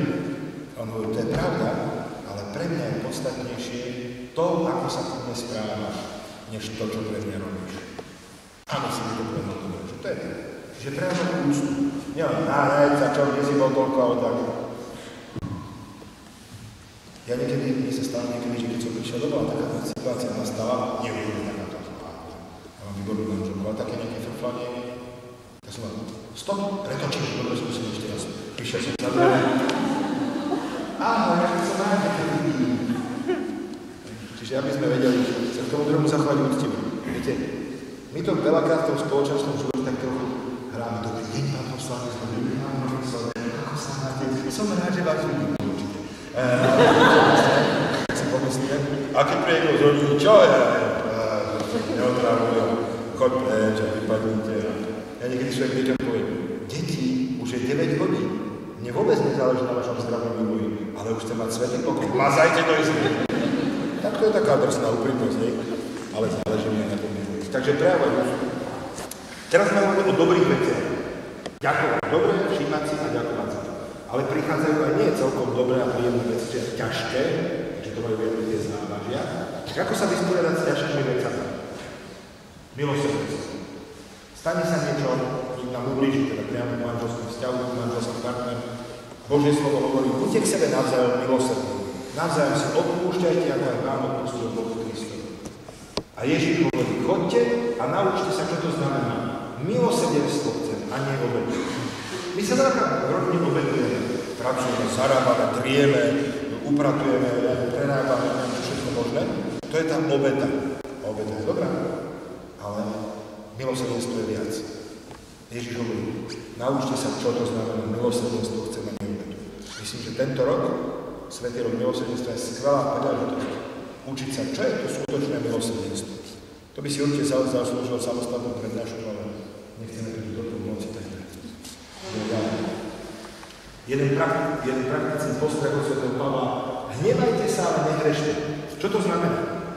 Hnev je to 7 hlavných hriechov, ako máme spojené s takým vnútorným odmietaním, neodpustením zlobou. Ale za normálnych okolností môže byť hnev aj iba úplne normálna emócia. A katechizmus hovorí, že hnev je vlastne naša reakcia na niečo za zlé. Takže ak sa stane niečo zlé, my sa nahneváme, to je úplne v poriadku. Ale nemá to prejsť do hriechu, do neodpustenia, zloby, nenávisti. A preto hovorí Pavol, že nám odpustí, čiže slnko nech nezapadá nad vašim hnevom. Náš starý otec to veľakrát hovoril a vlastne to slovo hovorí o takom princípe, že neodkladajte veci, odpustite, zmierte sa. Minula sa ma pýtali nejakí manželia, že to znamená, že vždy povinne sa musíme ešte v ten deň zmieriť. Tak keď sa pohádate o 11:30 večer a už to nechcete rozoberať, tak sebe nehnice, ako hovoria východňare, ale neodkladajte to, že dostratené. Že ten princíp chce povedať, že neodkladajte to, ale vyriešme tieto veci odpustením. Prosbou odpustenie, vyslovením odpustenie. A ja som taký svižný, že ja som popri tom preskočil už od vďačnosti k milosrdenstvu, takže to idem prečočiť na vás aj. A idem k tej vďačnosti, lebo tu nám Marek Krajčík povie svedectvo o vďačnosti. Takže Marek, ďakujem.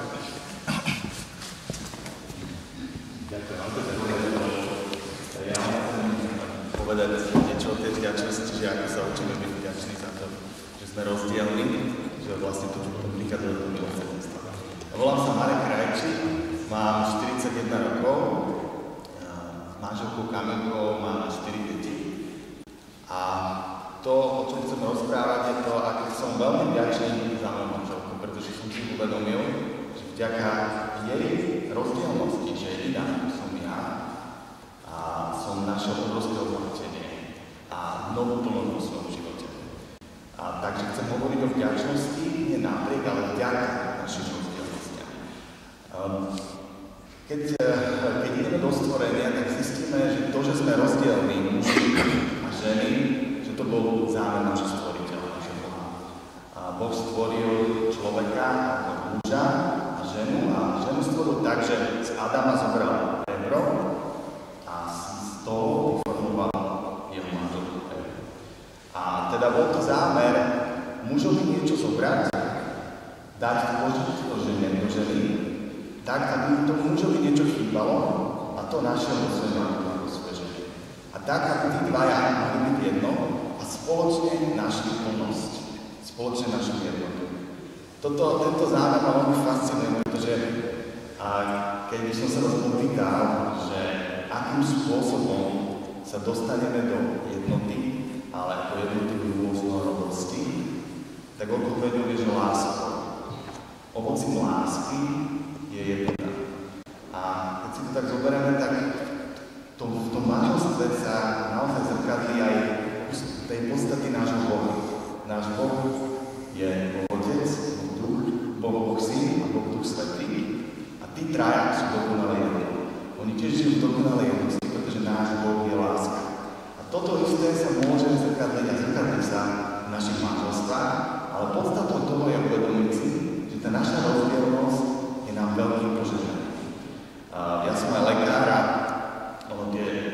tie výskumy už sú nejaký čas, prebiehajú, ale naša pani profesorka Ostatníková z Lekárskej fakulty v Bratislave publikovala relatívne nedávno také naozaj vážne poznania o tom, že aký je mozog muža rozdielný od mozgu ženy. A za to samozrejme odpovedajú hormóny. Na jeden vplyvajú viac estrogény, ženské na druhé viac testosterón a tie sú vlastne dané geneticky, keď vzniká muž a žena. A z tohto pohľadu naozaj my môžeme mať častokrát veľmi rozličný pohľad na život, na svet, každý sa pozerá na to, aj to svoje vnímanie, pozerá na to z nejakého určitého okuliare. Ten psychológ povedal, že muži sú z Marsu a ženy sú z Venuše, že ten pohľad môže byť naozaj veľmi iný. Ale napriek tomu toto nemá byť dôvod na konflikty. Ale má to byť v láske dôvod na veľké obohatenie sa a vďačnosť jeden za druhého. Teraz by som chcel povedať o takých praktických vecí. Ja som napríklad trošku taký manažerský typ človeka, mám určitý poriadok, veci išli tak, aby sa robili efektívne. A moja manželka je zase viac taká spontánnejšia, taká emotívnejšia. Títo ľudia väčšinou nemajú moc radi mať veci veľmi naškatulkované, radi robili to tak, ako cítia, tak ako sa situácia vyžaduje. A neviem, či ste počuli, ale existuje okrem IQ, inteligenčný kvocient aj EQ, emočný kvocient. A teraz dokonca sa zisťuje, že najkvalitnejší ľudia sú tí, ktorí majú vysoké IQ a vysoké EQ. A v našom prípade ja mám možno trošku vyššie to IQ, ale zistil som, že to EQ je veľmi slabé. A moja manželka naopak má to EQ relatívne veľmi silné a tým pádom ja keď som s ňou v tom vzťahu a snažím sa ju pochopiť, ako ona vníma tú situáciu, prečo ona chce riešiť tú situáciu ináč, ako by som ich chcel riešiť ja, mňa to neuveriteľne obohacuje. A ja som vlastne v tom, ako ona tú situáciu spracovala, keď sa o tom rozprávame, tak je to vždy úžasné, ako môžeme si poznávať úplne iný pohľad na svet. Ale v tom úplne inom pohľade na svet ja sám rastiem. A to isté prežíva aj ona, keď zase počúva mňa a rozmýšľa a učí sa rozmýšľať tak, ako rozmýšľam ja. A dalo by sa to povedať aj inak, že v manželstve väčšinou je jedna hlava a jedno srdce. Tak my sme zistili, že ja som skôr tá hlava a ona je skôr tá srdce. Obidve orgány sú veľmi dôležité v tom tele. Človek nepohľa, ale bez srdca to vôbec nie. A toto je, myslím, že úžasné, keď si nájdeme v tom našom manželstve, že čo naozaj je kto silný. A chcem vám povedať ešte jednu vec, že ono je to tak možno trošku prirodzene dané, keď som mal tiež takéto semináre, ako má Richard rozprával sa o manželstve, tak vždy som si nechal hlasovať, že keď ste si hľadali partnera, že na základe čoho to bolo.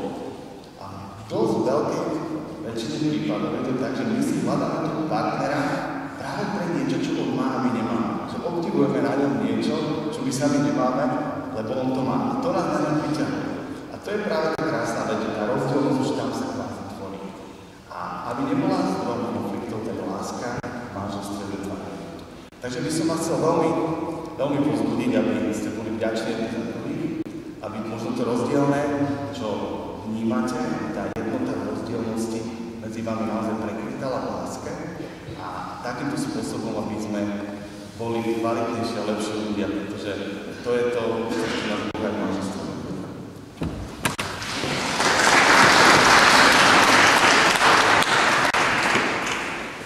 Marek, vy môžete veriť, čo sa týka vecí srdca, on je trošku detský kardiológ, takže on vie, o čom hovorí.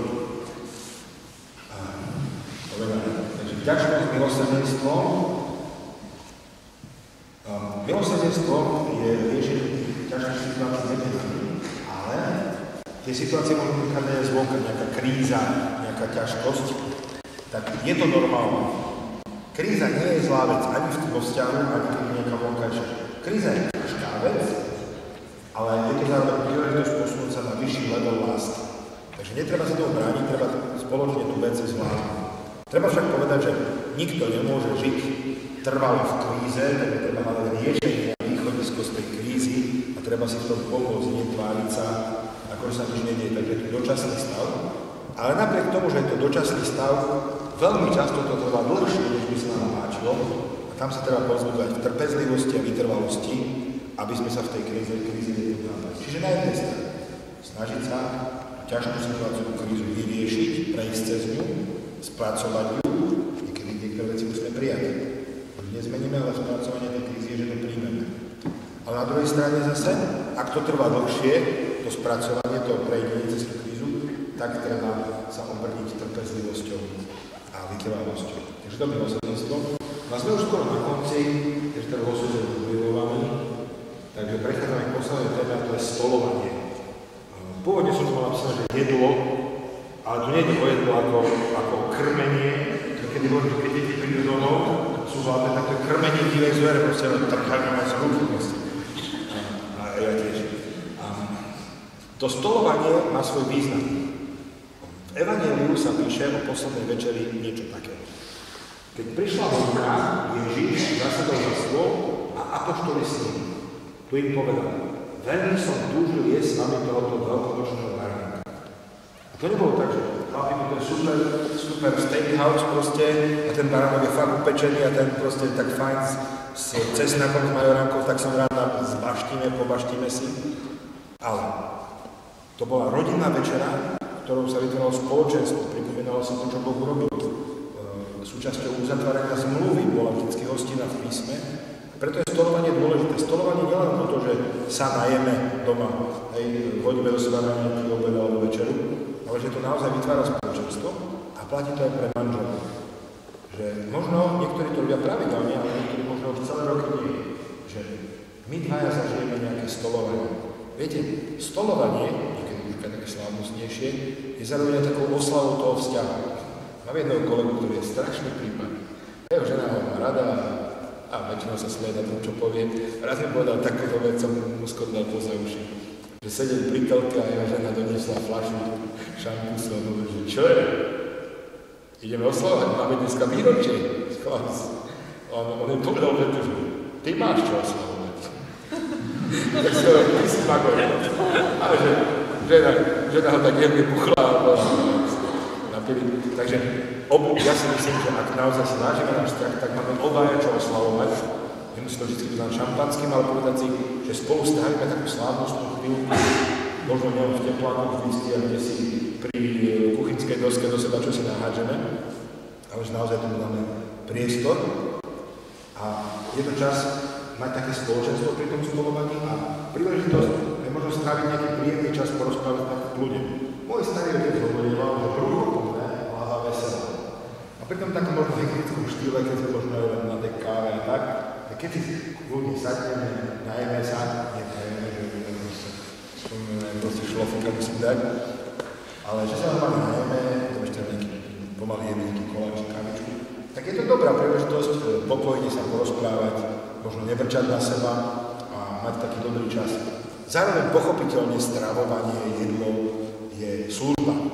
Takže je to aj taká služba lásky, kde jeden druhému si môžeme prejaviť lásku. Ja napríklad som chcel byť kuchárom, ale mal som moc dobré známky, tak som išiel na gymnázium. Ale rád ja som to niekedy hovoril, že ale som sa dobre učil a moja mamička mi povedala, Miško, nehovor, že sa dobre učil, lebo ty si sa vôbec neučil. Si proste mal iba dobré známky, tak to vyšlo. Dobre, tak mal som dobré známky. Ale ja rád varím, takže ja som rád, keď môžem niečo pripraviť takého, ale predsa len takúto dominanciu má v našej kuchyni Martuška a ja sa snažím byť taký vďačný a prijať takú službu. Dokonca, taká zaujímavá vec, čo sa stalo misionárov v Afrike, takým reholníkom.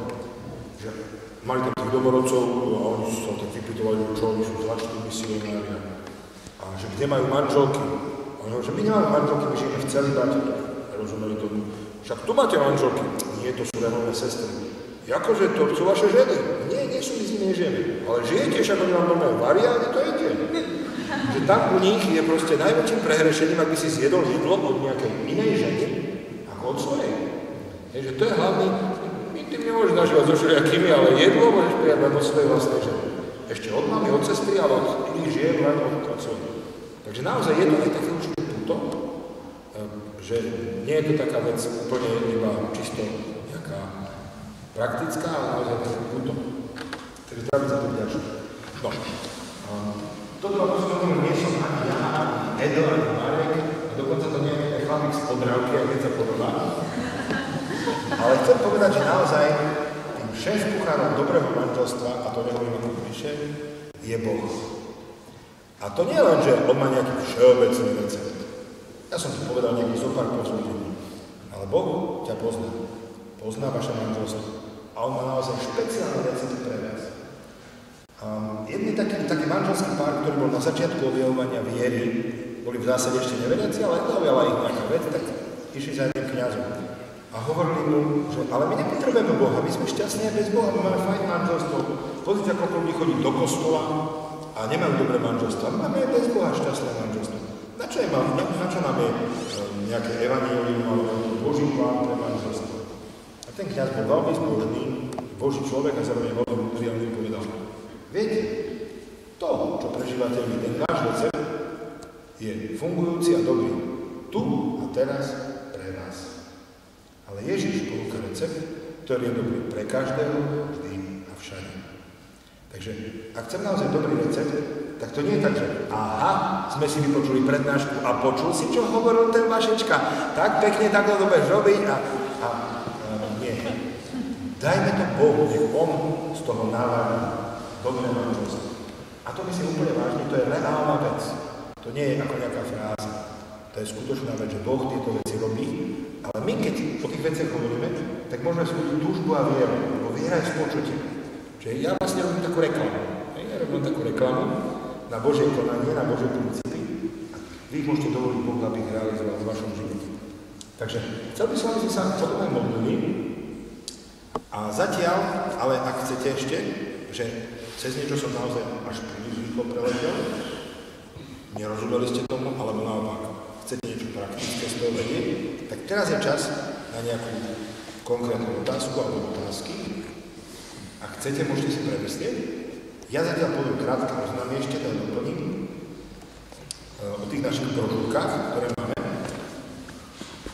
Takže máme ich 7. Prvá sa volá Milovať a ctiť navždy, to je najrozšírenejšia.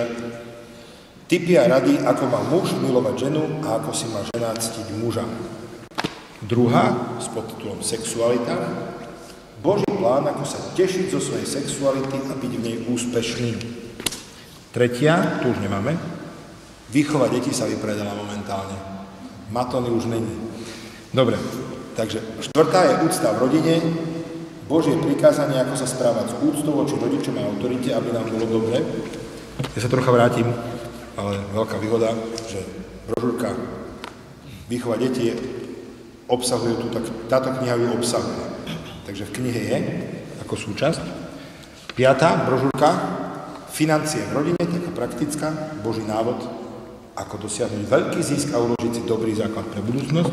A potom 2 špeciály, jeden pre slobodných, milovať a ctiť vo vzťahu, pre tých, čo sú zaľúbení, s niekým chodí, alebo zasnúbení, alebo niečo z toho by chcel byť. A potom špeciál pre chlapov, chcem byť chlap, ako byť slobodným a nefalšovaným Božím mužom. No a prvých 5 brožúriek je integrovaných v tejto knihe, Budem ťa milovať a ctiť, sú mierne upravené, sú tam aj dodané veci, ktoré v brožúrkach nie sú, aj teda v knižnom formáte. Tie brožúrky je vlastne taký náš študijný materiál, takže tak nepredávame, ale odporúčame príspevok 1 euro, aby sme mali na zaplatenie faktúr a na náklady. Kniha sa predáva za 8,90, ale pozor, keďže je národný týždeň manželstva, akcia, sme si povedali, že aby ľudia proste sa povzbudili, tak za 6,90. Za 6,90. Ešte niečo, Lukáš? Všetko som povedal. Dobre, takže tie otázočky, ak máte, máme aj nejaký pomocný mikrofón. Taká rada, že ak sa bojíte, že náhodou si ľudia pomyslia, že tak hodí takýto problém, tak to tak zakamuflujte, že moja sesternica, alebo môj švagor, alebo nikdy som čítal, že...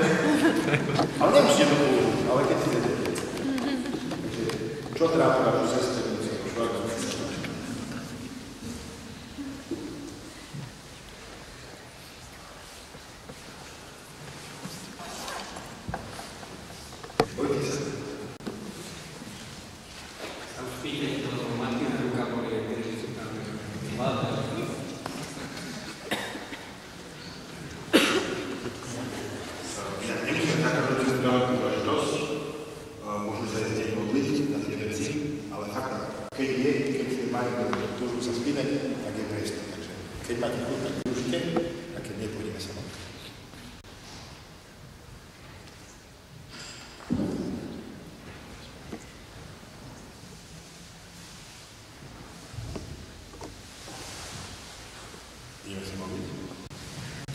Dobre, či ešte otázka? Tam je jedna celá nie ešte. Jak spomínate? Ja mám otázočku, ste spomenuli, že ste poslali na novinári. Ako sa toto predstavuje?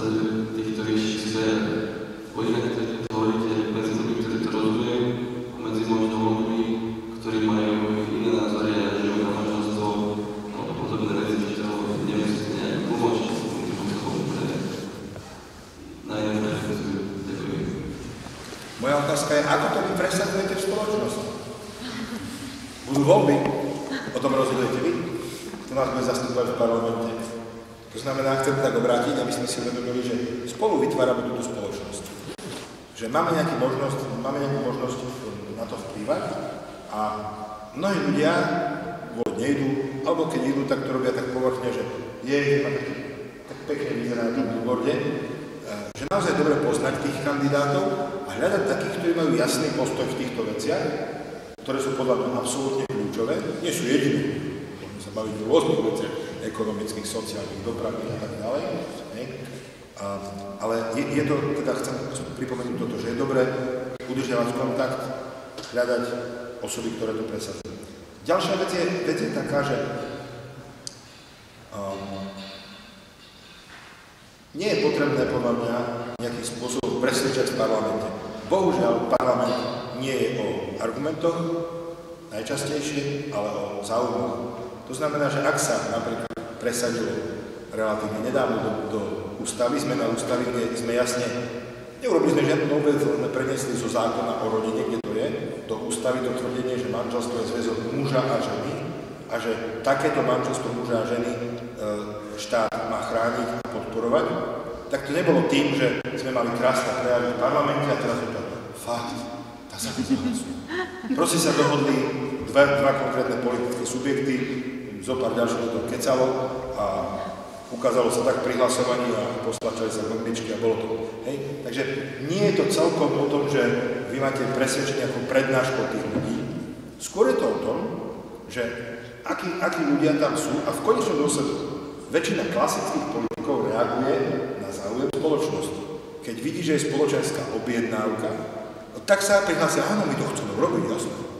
Čiže ide aj o ten tlak, aktivitu, prejav, že o to máme záujem, že to chceme.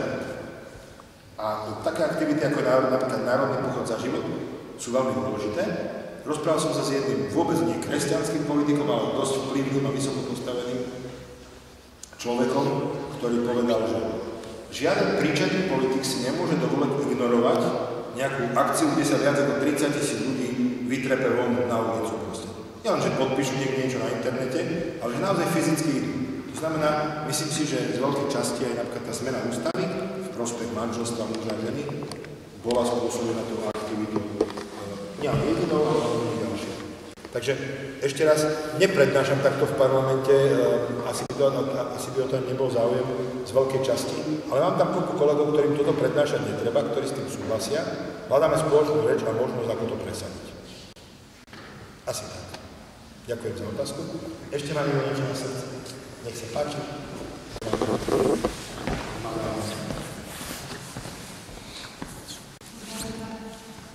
Chcem sa spýtať, môj švagor, moja sestrnica. Chcem sa spýtať jednu vec. Možno že manželstvo sú všetko také pozitívne veci, ale myslím, že zvlášť v tejto dobe manželstva, či už kresťanské, aj tie nekresťanské, sú veľmi rozličené takými negatívnymi javami, ako sú potraty, rozvody a tá koncepcia akuje. A ja som chcela vedieť, či si sa v tých článkoch na Cesta Plus venovala týmto témam, alebo či som plánuješ venovať do svojich článkov. Konkrétne v tejto brožúrke Sexualita je kapitola, ktorá sa volá sa Nescudzoložíš, nebudeš žiadne slúžiť. A na základe katechizmu katolíckej cirkvi je tam také základy morálky v tom slova zmysle, že čo sa týka aj tých tém, ako je potrat, alebo antikoncepcia, alebo rozvody, a je tam vysvetlenie. Ja osobne sa snažím mať taký pozitívny prístup. To je tak podobne ako napríklad aj v teológie, že fundamentálna teológia, špeciálna teológia, špeciálna dogmatika, tak ja sa nezameriavam na špeciálne prípady. Stále beriem, že normálna štandardne žiť v manželstve celý život. A to, že existuje rozvody, je fakt. A nepokladám sa za odborníka na pastoráciu rozvedených. To je podľa mňa špeciálna pastorácia, aj keď napríklad ako jeden z príkladov. Takisto som jasne, takže pro-life, a je mi jasné, že potrat je vážna vražda nevinného, ale necítim ako svoje primárne poslanie napríklad vyslovene hlavné alebo jediné bojovať proti potratu. Samozrejme, vždy pozdravím má špeciálne v parlamente a tak ďalej, ale chcem skôr ľuďom ukazovať to pozitívne. A možno aj špeciálne mladým, pretože oni vidia práve tie negatíva a majú pocit, že manželstvo je vlastne negatívne, je to problém a boja sa, alebo nechcú ísť do toho. Ukázať tú krásu, ten úžas. A povzbudiť ich, aby sa, tých, ktorí žijú v manželstvách, aby sa nevzdávali. To znamená, že môj prístup je taký pozitívny, ale určite je potreba venovať sa aj tým špeciálnym situáciám, ale myslím, že tomu je potrebné sa naozaj venovať tak sústredene a odborne. Takže nechcel by som sa hrať odborníka na všetky manželské problémy. Skôr ako učiteľ sa snažím ukázať tie základné princípy, Božie princípy, na ktorých to stojí a ktoré viem, že fungujú. A keď sa ich opustíme, tak potom to nefunguje. Hej? Že napríklad s tými rozhodmi, že veľakrát sa ľudia začnú pýtať, až keď sa niečo pokašľa. Ja ľudí povzbudujem, nedôjdete vôbec do tej situácie. Nemusí sa to vôbec stať. Že mám proste nejaké zásady a keď sa ich držím s pomocou Božej milosti, nielen vlastnou vôľou, tak mnohé tie veci nenastanú. Neignorujme ich, tie princípy, učme sa ich, praktizujme ich. A ak sa to stane, tak potom potrebujeme naozaj hľadať špeciálny spôsob. Individuálne samozrejme viem rozprávať s ľuďmi, ktorí sú v nejakom špeciálnom probléme, ale nepokladám sa za odborníka na tieto špeciálne situácie. Ale je dôležité sa ich interpretovať. Ďakujem. Ešte nejaká otázka?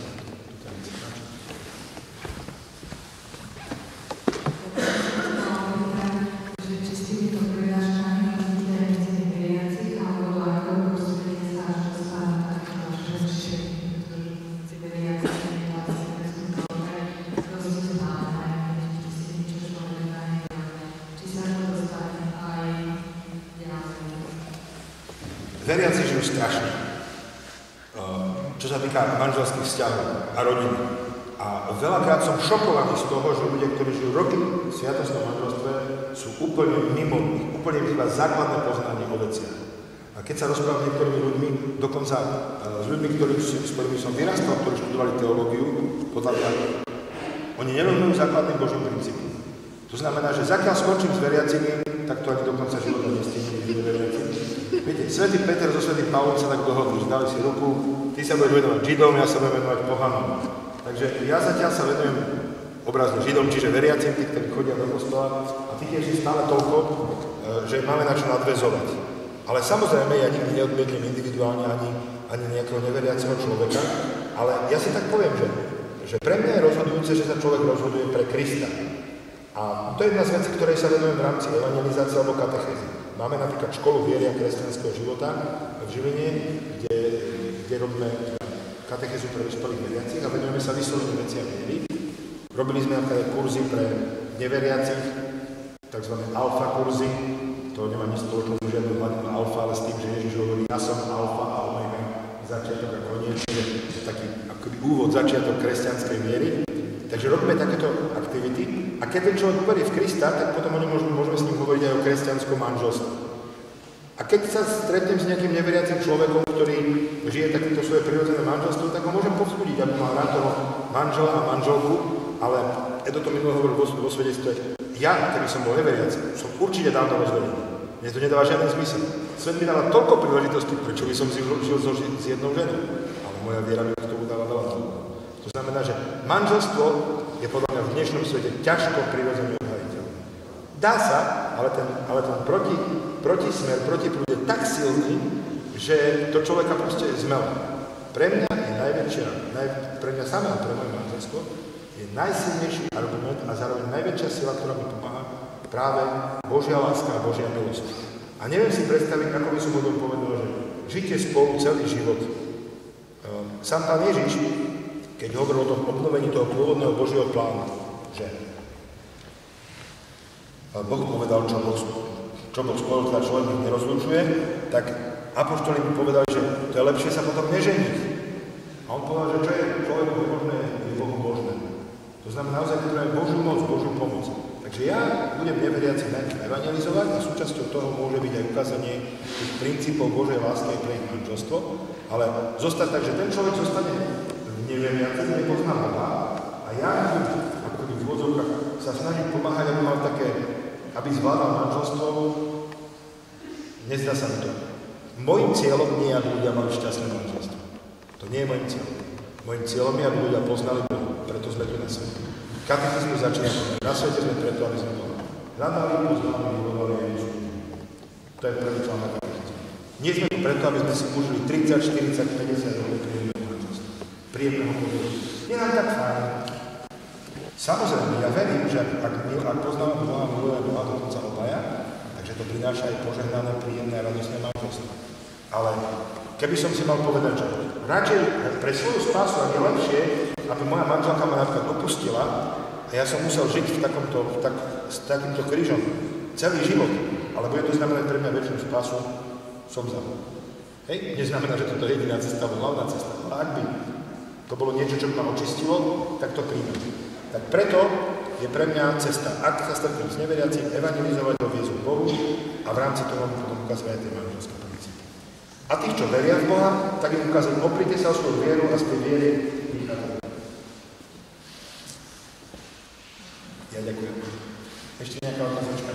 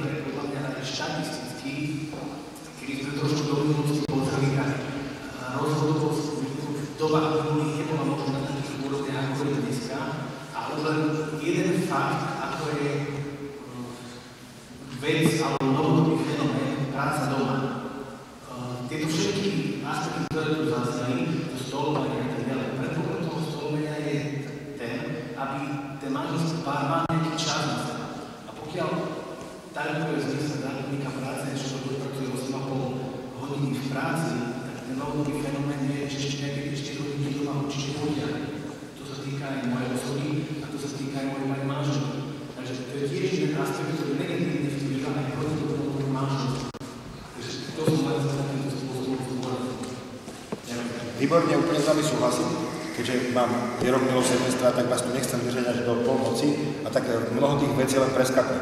Špeciálna téma, ktoré sa venujeme a odporúčam trošku tu financie v rodine, ktorá nehovorí o tom, ako minúť alebo neminúť peniaze, ale hovorí o takom Božom pláne s prácou, s majetkom, s peniazmi. Je to veľmi dôležité, veľmi dobre ste to vystihli, to znamená, že je to dôležité. A je to otázka voľby. Ja som veľmi nekompromisný, čo sa tohto týka. My tu tak nemôžeme, nemáme dosť peniazy. To sú keci. Sú to keci. Okrem veľmi výnimočných situácií sú to keci. Nie, vy ste si vybrali štýl tohto života, vybrali ste sa, rozhodli ste sa, že kľudne to môžete nazvať pokapitalisticky a preto vám funguje tak rodina. Ale môj zamestnávateľ a tak ďalej. Prečítajte si, čo hovorí Evanjelium. My máme na výber. Viete, keby to hovoril niekto z Južného Súdu, bol by som ticho. A teraz nemyslím to, čo hovoríte vy, ale tú vec, že my nemôžeme, nemáme na seba čas, lebo práca a tak ďalej. Moja osobná skúsenosť je taká, že veľmi veľa ľudí, vrátane mojich najbližších rodín, z ktorých pochádzam, ako vy môžete výjsť? Ja už čakám na dôchodok. Ja čakám na výplatu. Nikdy v živote sme nečakali na to, kedy príde výplata.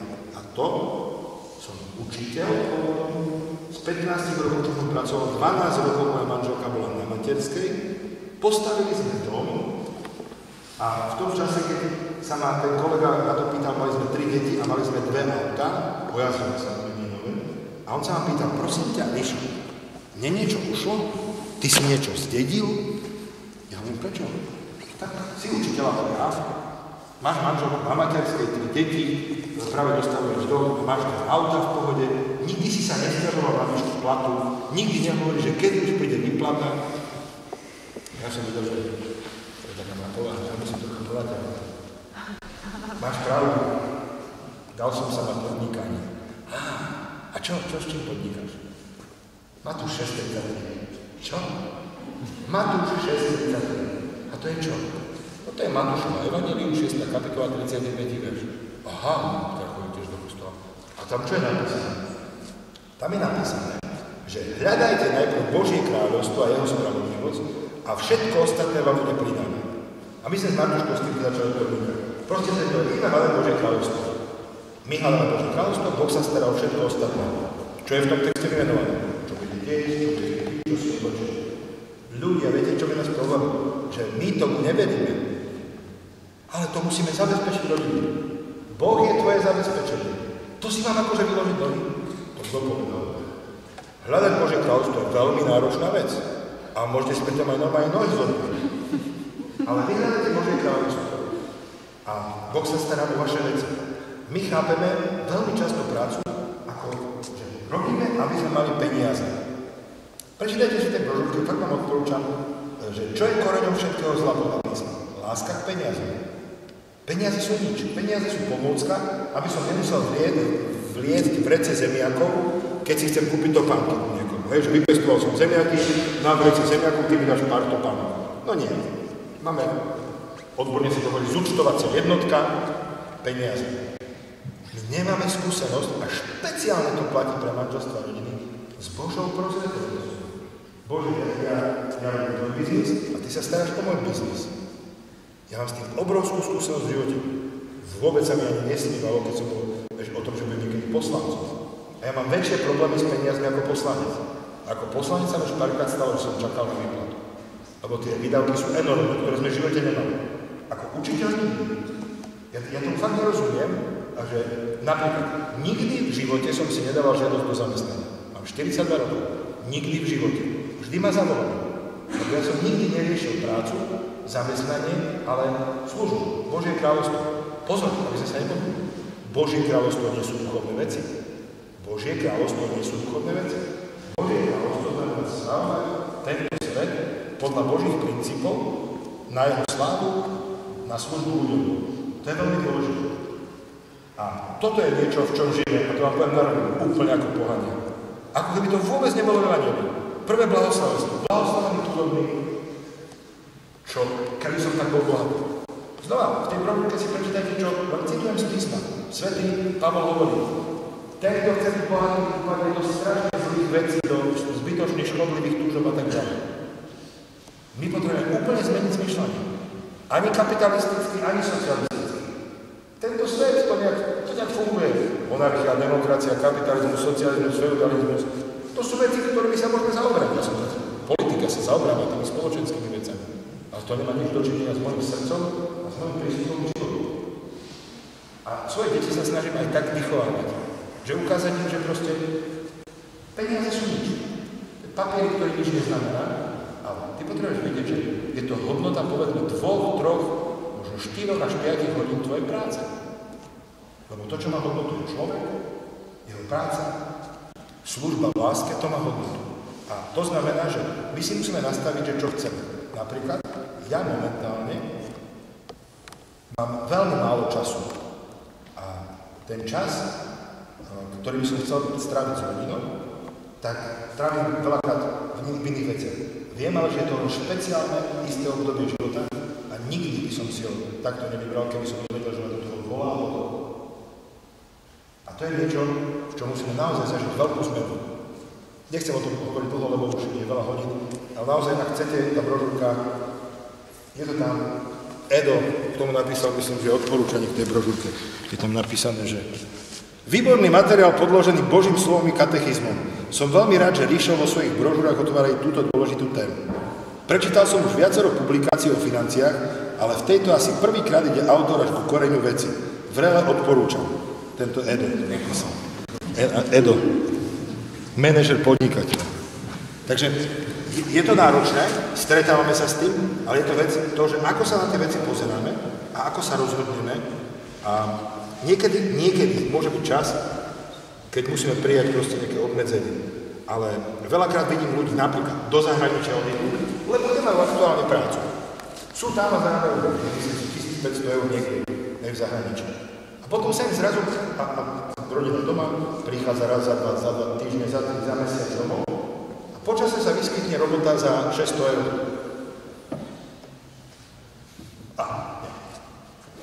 Zvykol som si na 1500 a už tú cenu zaplatím za to, že som odrobil.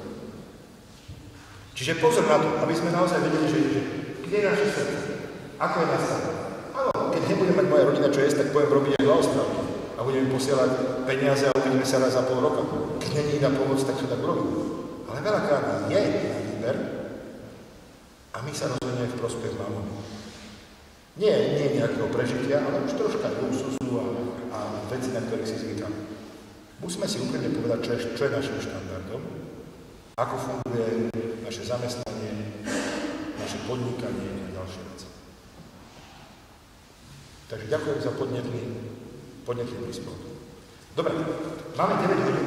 Ja by som chcel, aby sme sa ešte chvíľu teraz modlili za to, odovzdali to Bohu a potom odovzdali uzavriť to stretnutie. Môžete tak urobiť? Áno. Môžete spokojne zostať celý modliť, ale v prvom rade, čo robí Boh, čo robí nie. Takže pohodlne sa usaďte. Viete, to vždycky vidím, že keď sa ľudia modli, tak už niekto.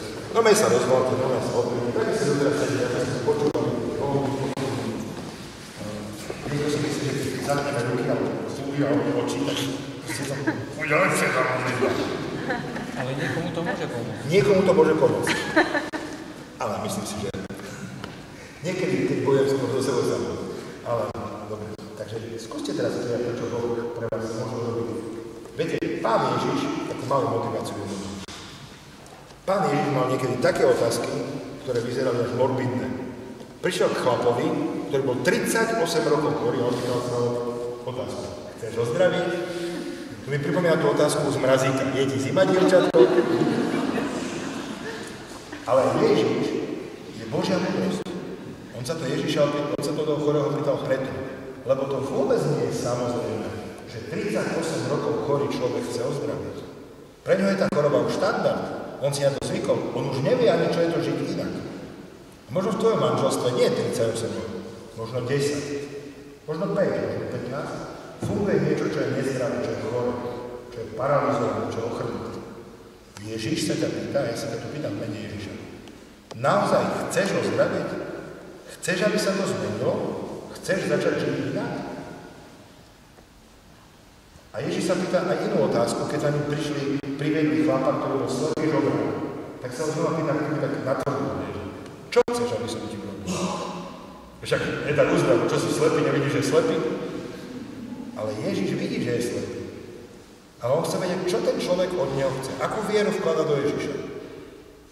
Pretože on mohol povedať, vieš Ježiš, som počul, dobre, ja dobre počujem, ale nevidím, že Zachej, v tomto meste sa obrátil ten generálny riaditeľ colnej správy, Zachej. A že on niečo vraj také povedal, ak si dobre pamätám, že polovicu majetku dám chudobným. Nemohol by si sa prihovoriť ty Ježiš toho Zacheja, že by mi troška kaposte polovice do majetku, čo si spadne na... Podľa mňa väčšina z nás by to robila takto. Lebo však to je také normálne, prirodzené, hej. Ale on povedal, rabi, chcem, aby som zbudil. Možno podľa mňa ľudia okolo mňa, proste, že to je úplne, to je drzosť. Dovol si takúto drzosť vo viere. Pane, ja by som chcela, aby môj vzťah s mojím manželom, mojou manželkou, aby v tejto veci, o ktorej som dnes počul, tak aby sa to prelomilo, aby sa to oslobodilo, aby sa to zmenilo. Mne neverte, ja to nemôžem zmeniť. Ja si neviem robiť to vlastne. Ale Ježiš, chceš pozdraviť? My sme sa tu nezišli preto, aby ste počúvali moje pekné prednášky, alebo nejaké svedectvá, alebo nejaké prožitky. Ale my sme sa tu zišli preto, lebo Ježiš je živý Boh a môže zmeniť vaše manželstvo, váš vzťah. A buď mu veríte, alebo neveríte. Ja vás tak pozývam, aby ste vsadili teraz svoju vieru, svoju nádej v Ježiša.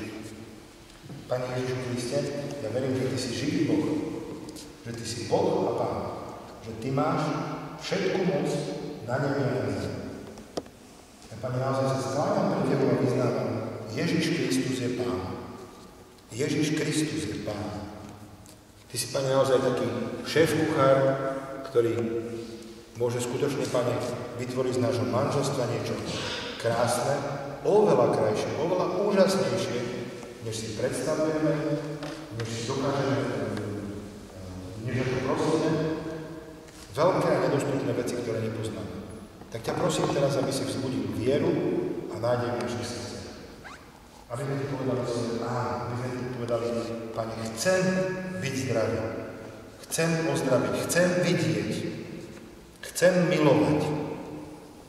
Ja ťa prosím, aby si vstúpil zvlášť tam, kde už vládne taká silná skepsa, silná beznádej, znechutenie. Prosím ťa, zavolal sa do ktoré až tak zomreli alebo skameneli v našich vzťahoch, v našich srdciach.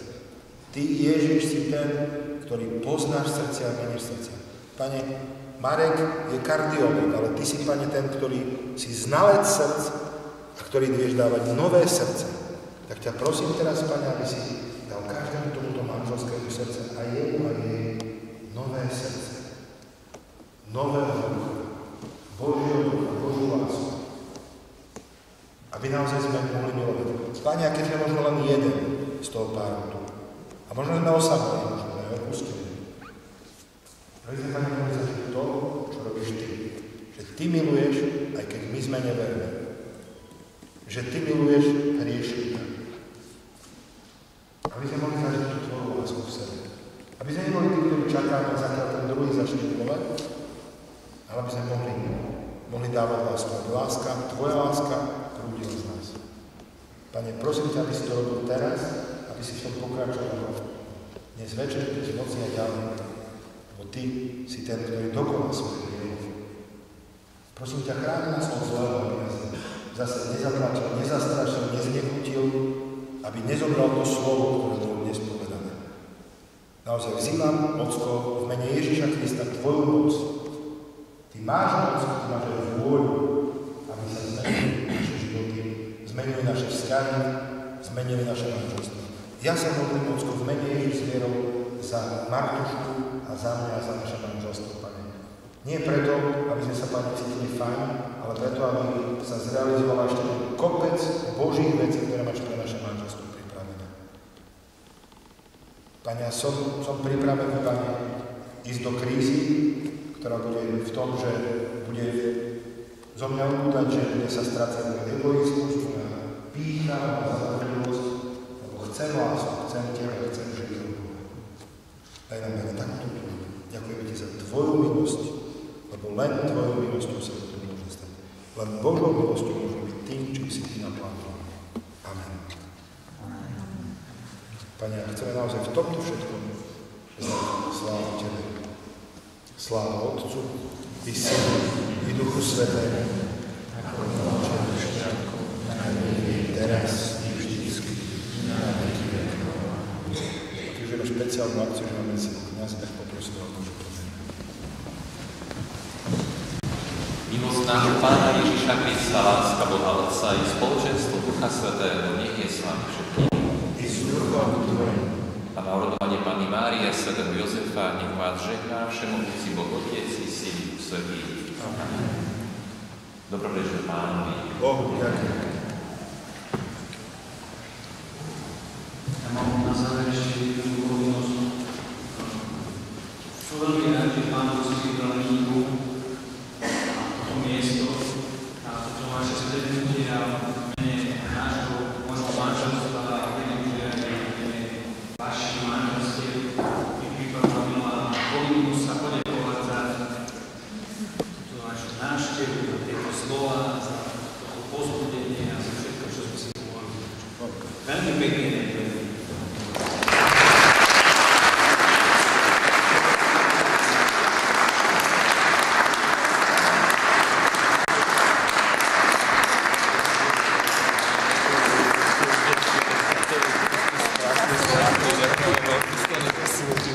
Głosny na strach.